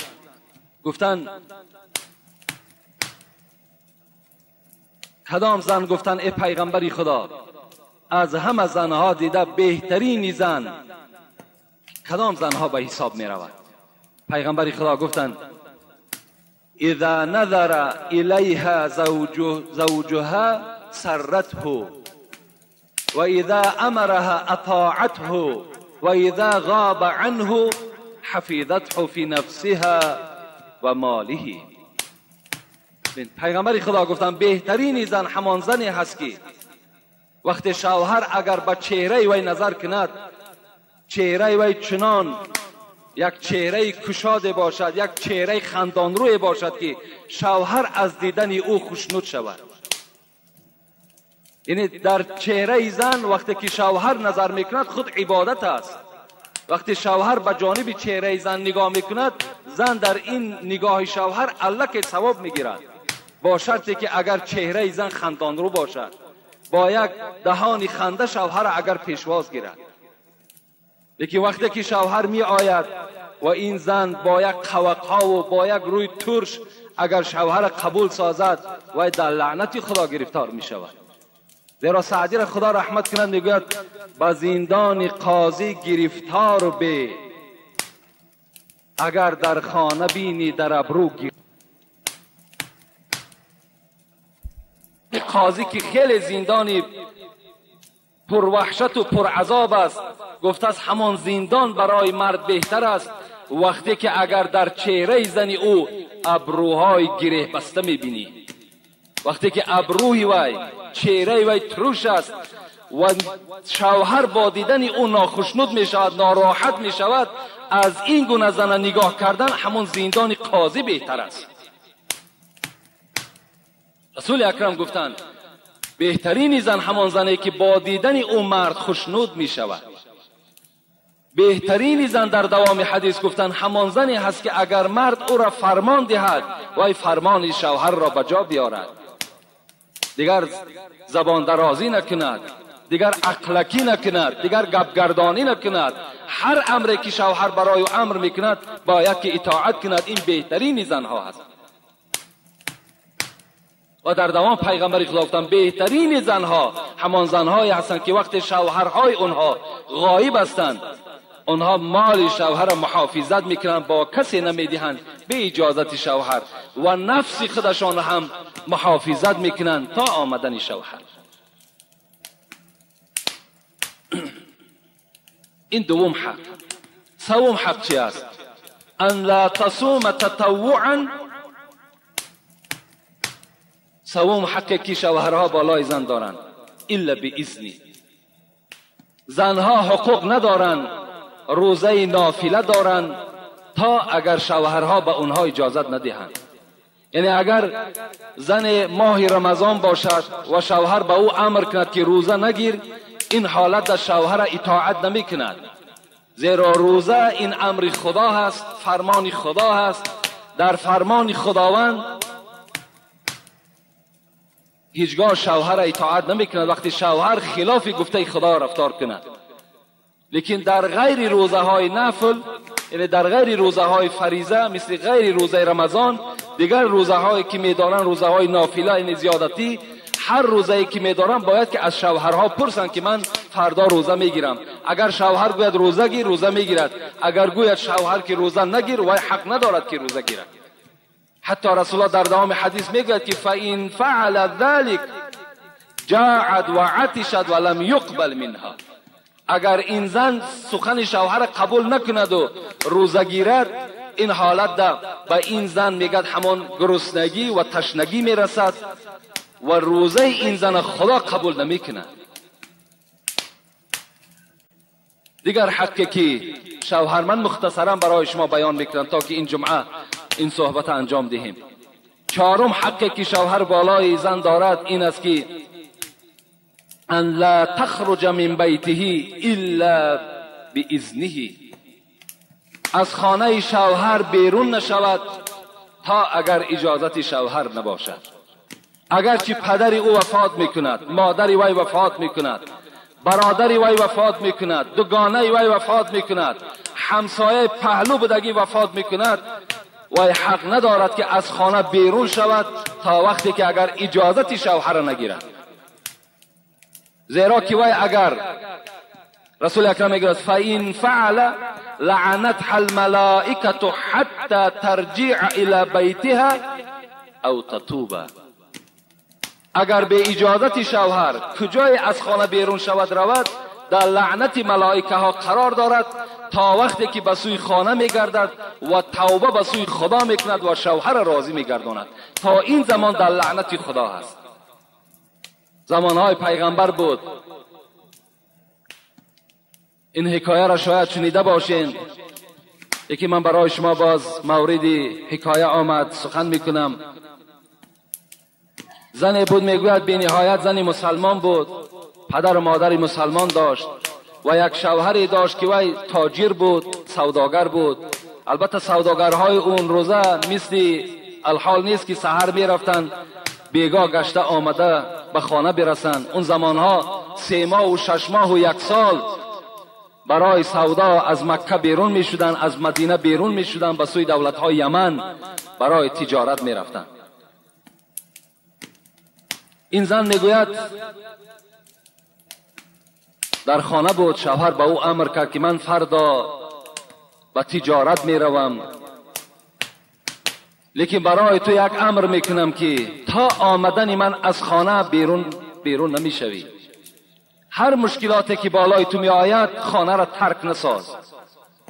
زنهای اون زمانه اطاعت میکردند، سخن شوهر را قبول میکردند. این مرد میگوید، خلاص من مختصرا حکایه میکنم. این مرد میگوید گرفتن همون توشه و آن اسبابی که برای راه لازم بود برای خود گرفتن و از خانه بیرون شدند.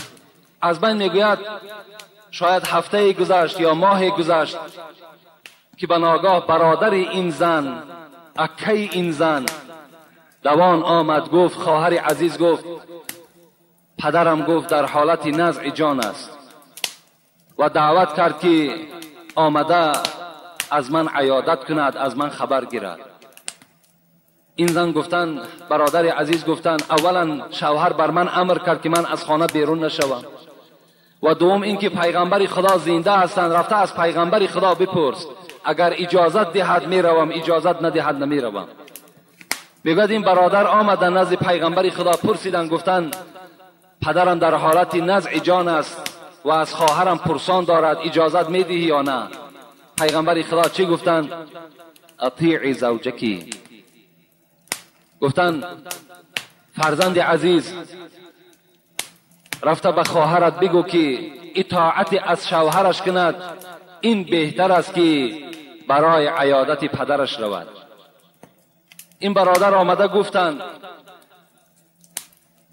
در حال خواهر قبول کردند. باز از بین میگوید 1 هفته گذشت که آمد این برادر رو گفت پدرم از دنیا گذشت، در مراسم دفنش آیا اشتراک میکنی یا نه؟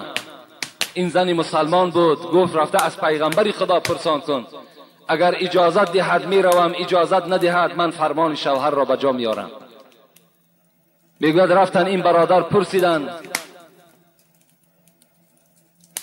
پیغمبر خدا گفتند اطاعت شوهر برای خواهر تو بهتر است از این که در مراسم جنازه پدرش اشتراک کند. برادر رفتند مراسم پدر را گذرانیدند.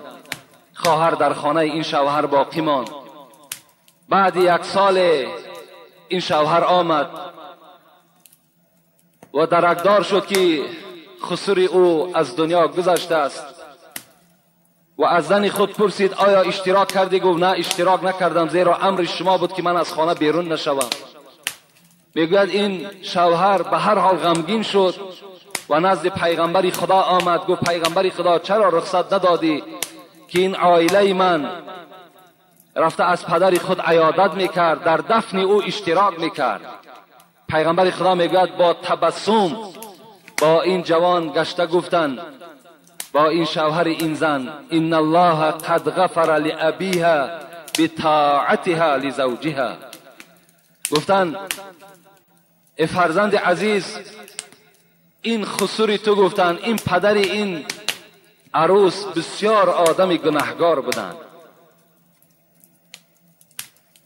لیکن با سبب آنه که دختری و احترام شوهر را کرد، سخن شوهر را نشکست، خداوند با احترام این دختر گناههای پدر را گذشت و وی را وارد جنت گردانید.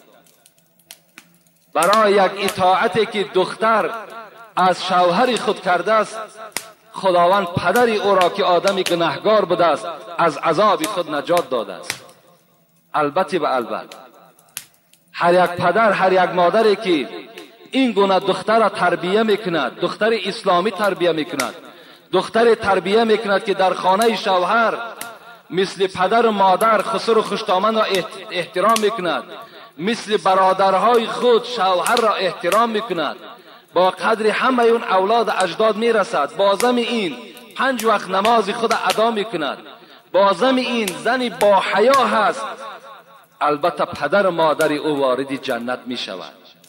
این عذاب و این مشقت و این تربیه‌ای که این پدر و مادر کردن، البته به البته ثواب او را انشاءالله در قبر و در روز قیامت این پدر و مادر برخوردار میشوند. خوش به حال همون پدر و مادری که این گونه دختر را تربیه میکنند و در یک جوان مسلمان تسلیم میکنند. خوش به حالشان. دیگر نه در اون اولاد جنگ است، نه جنجال است، نه نافهمی است. اکثر این جنجال ها و اکثر این طلاق ها و اکثر این نافهمی هایی که در اولاد این دو جوان در عائله پیدا می شود، در زندگی این دو جوان پیدا می شود، این سبب بد اخلاق بودن یا زن است یا همون پسر است. دیگر آخران حقی که شوهر بالای زن دارد این چی است؟ این پیغمبر خدا گفتند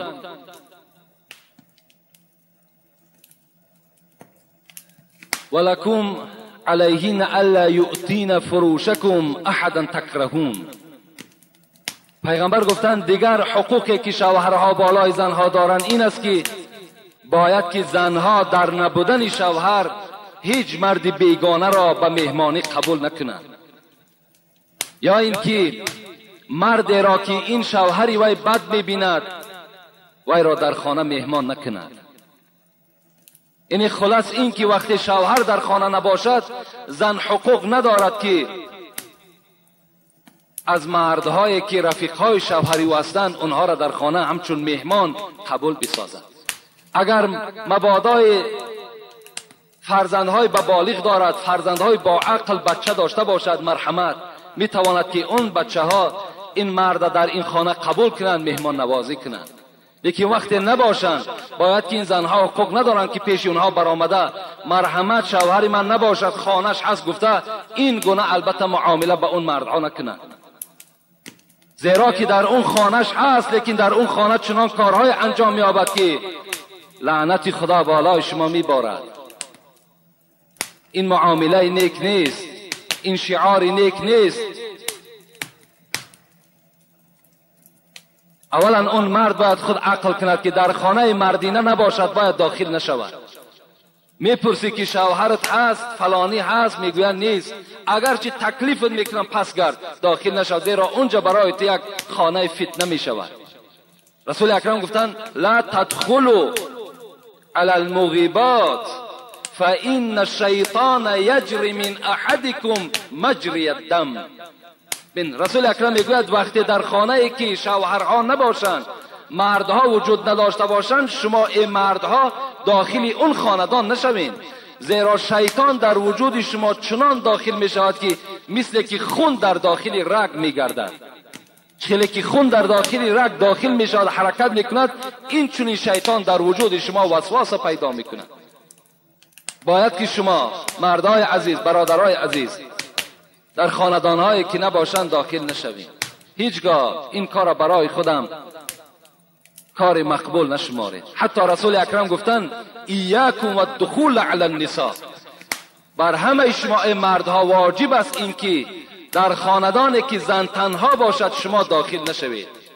فقال الرجل من الانصار، بگوید وقتی پیغمبر این سخن گفتن، یک مرد از انصاری از جای خود خیست، گفت پیغمبری خدا ارأیت الحمو، اگر به شرطی که برادری زن باشد یا دادری زن باشد یا بچه عمکی زن باشد یا بچه تقای او باشد یا همسیفی او باشد، در این چی میگوی ای پیغمبر؟ رسول الله گفتن که الحمو الموت. یوسف خرزاوی هم اینو بسیار خوب تحلیل کردن، گفتن این نفرهایی که تو نامبر کردی اینها مرگ هستند برای زن. گفت یعنی اینها گفت با فتنه نزدیکتر هستند از بیگانه دیدن. اگر بچه عمک او میگوید وقتی در خانه او میهمان شود، در نبودن شوهر او، این زن به طریق اولا با او سلام میکند، با او صحبت میکند، با او یک جا می نشیند، این حالت فتنه به آنها نزدیکتر است از او که یک مرد بیگانه داخل میشود. حتی که امام مازری در تفسیر این حدیث میگوید که الحمو، پیغمبر گفته است اینجا پدر عروس در نظر دارد. حتی میگوید که همون زن پدرش در نبودن شوهر اجازت نیست که مهمان خود قبول کند. امام مازری میگوید این من به اون جهت به شما گفتم که وقتی پدرش در حالت نبودن شوهر که در این خانه حاضر نشود، پس برادری او، بچه عمک و طلبه و دیگر با طریق اولا جایز نیست که با او هم نشینی کند. بسیار فتنه کلان است. اینا هستند حقوقهای شوهر بالای زن. رسول اکرم گفتن ثلاثتون لا ترفعوا صلاتهم فوق رؤوسهم شبرا. سه طایفه هست که اگرچه نمازم که خوانند، نماز اینها از بالای سرشان یک وجب بالا نمی رود. یعنی وقتی ما و شما نماز میخوانیم، عبادت میکنیم، این عبادت های ما و شما را ثوابش پرواز میکند نزد خداوند برای قبول میرفتند، اینا را ملائکه ها میبردند. لیکن برای سه طایفه عملهاشون از ثوابشون از بالای سرشون یک وجب بالا نمیبرند. یعنی مقصد اینها عملهاشون قبول نمیشوند. اینا کیا هستند؟ یکم رجل اما قوما و هم له کارهون، یکم مرد در یک دیهه، در یک مسجد، در یک شهر، در یک ولایت ملا هست، پیشوا هست، لیکن مردم وی نمیخواهد، مردم وی بد میبینند، زیرا وی در اصل سله و جیلک دارد، لیکن داخل وی بسیار سیاه است، بسیار فاسق است، هیچگاه برای اسلام خدمت نمیکند، فقط ظاهری وی ملا است، باطن وی بسیار چرکین است. مردم وی بد میبینند، نمیخواهند که در محراب وی باشد، نمیخواهد که از پس وی نماز خوانند، لیکن وی چی به زوری حکومت باشد، چی به زوری مثال پولداریش باشد، چی به زوری فرزند خیش قومیتش همین محراب از خود کرده است، این گونه امام ها را پیغمبر خدا گفتند در لعنت خدا گرفتار هستند. لعنت به اونها. من هم میگویم، زیرا رسول اکرم میگوید ابکو علی دین اذا ولیه غیر اهلی، بر همین دین اسلام گریه کنین ای امت اسلام وقتی پیشوای شما نابکار باشد، وقتی ملای شما فاسق است، وقتی پیشوای شما در علمش عمل کننده نیست، وای فقط تلف مسلمان میخواهد، با دین تان گریه کنین که دین شما در زیان میارد. همه دعا کنید که خدا این خیل ملا را از این محراب خدا دور کند، خداوند این خیل ملا را سرنگون کند. اینا باید شما در همه دعاتان کنید. خداوند باید به شما پیشواهای دهد که غمخوار اسلام باشند، دلسوز اسلام باشند، نه بدخواه اسلام. این گونه ملاها داره ما و شما. یکم گفتن پیغمبر این است که در لعنت خدا گرفتار هستند و ثواب اینها را خدا قبول نمیکنند، نمازهای اینها را. دوم کی است؟ و امرأة باتت و زوجها علیها ساقی. این پیغمبری در بعض روایت غضبان هم آمده است، یعنی دوم زنی که در یک خانه با شوهر خود زندگی میکند، در یک پهلوی شوهر خواب است، با یکدیگر قهری هستند، با یکدیگر ملال هستند. شوهر بالای از اون زن ناراضی هست، این زنها هم در لعنت خدا گرفتار هستند. شبان روزن نماز خوانند، نمازشان در نزد خدا قبول نیست. سوم و رجل متصارمان گفتن پیغمبر، دو مردی که با یکدیگر قهری هستند، مسلمان هستند، در یک مسجد نماز میخوانند، در یک دهه زندگی میکنند یا در یک شهر زندگی میکنند، هر دو الحمدلله مسلمان میگویند، لیکن هر دوش قهری هستند، با یکدیگر سخن نمیگویند. اینها در لعنت خدا گرفتار هستند، نماز اینها را خداوند قبول نمیگرداند. باره میگوید پیغمبر خدا خانه فاطمه آمدند، فاطمه را بسیار دوست میداشتند.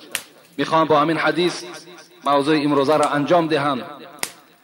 جاء رسول الله صلی الله علیه و سلم الى بیت فاطمه ولم یجد علیا رضی الله عنه فقال یا فاطمه این ابن عمک. میگوید بار خانه فاطمه آمدن، گفتن ای فاطمه، ای جگرگوشه من، چرا در خانه علی نیست؟ یعنی علی شوهر فاطمه بود، داماد پیغمبر بود. حضرت فاطمه شفاعت کننده کل زنهای امت اسلام گفتند ای پدر بزرگوار، گفتند کان بینی و بینه شیء فغاضبنی و ذهب لا ادری این ذهب. پدر بزرگوار گفتند الحال گفتند بین ما شاید یک ساعت پیش یک جنجال شد، ما با علی جنجال کردیم، نه مثل جنجال های امروزه. بعض جوان مسلمان خدا پدر و مادرش رحمت کنند میگوید که زن من میگوید در دهن تو من فلان کنم. خدا ترا بدبخت میسازد، خدا ترا روسیا میسازد، تو نام مادری را رسوا کردگی هستی. این گونه غضب در بین علی و فاطمه نبود. میگوید گفتن پدر بزرگوار کمی بین ما یک نافهمی شد، حضرت علی ملال شدند و از خانه بر آمدن، نمیدانم کجا رفتند. رسول اکرم میگوید غضبناک شدند، گفتند یا فلان انظر عین علی. میگوید سر از خانه بیرون کردن، یک امت شفیرات کردن، گفتند ای مرد کنی تفتیش کن علی کجا رفته باشد. میگوید این مرد دوان آمدن، گفتند یا رسول الله هو فی المسجد. ای پیغمبر خدا علی گفت در مسجد خواب است. گفت مسجدهای اون زمانه این گونه قالین ها نداشتند، از خاک عبارت بود. رسول اکرم میگوید وقتی من داخل مسجد شدن، پیغمبر خدا دیدن که حضرت علی بالای خاک خواب است.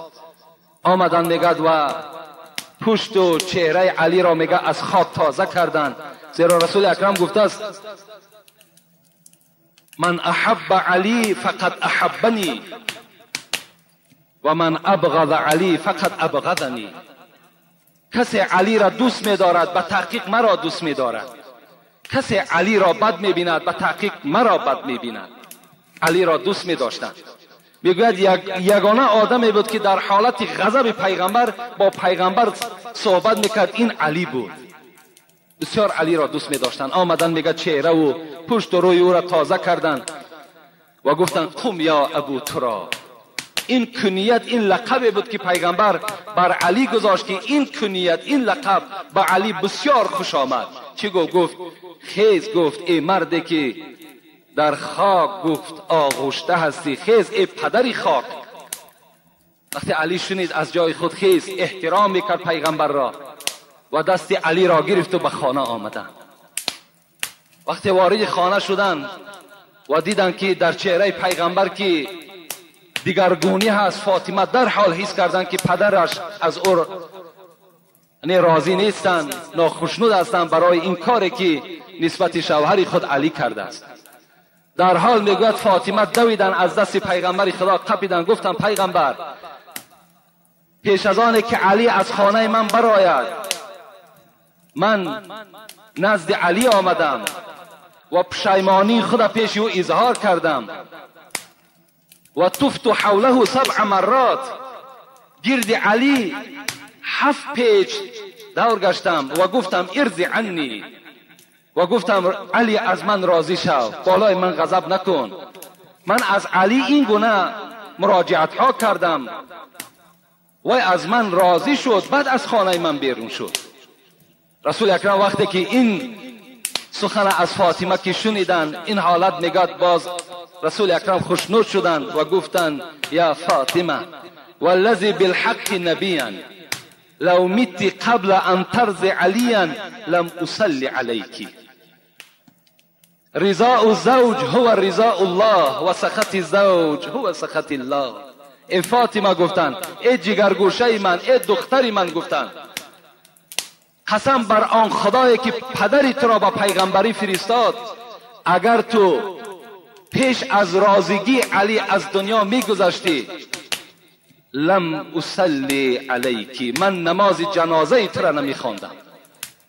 یقین بدان گفت ای فاطمه که رضاگی شوهر رضاگی خداست و غضب شوهر این غضب خداست. این بود تعلیمات پیغمبر خدا نسبت دختری خود و نسبت تمام دخترهای امت خود. این معامله پیغمبر خدا هست.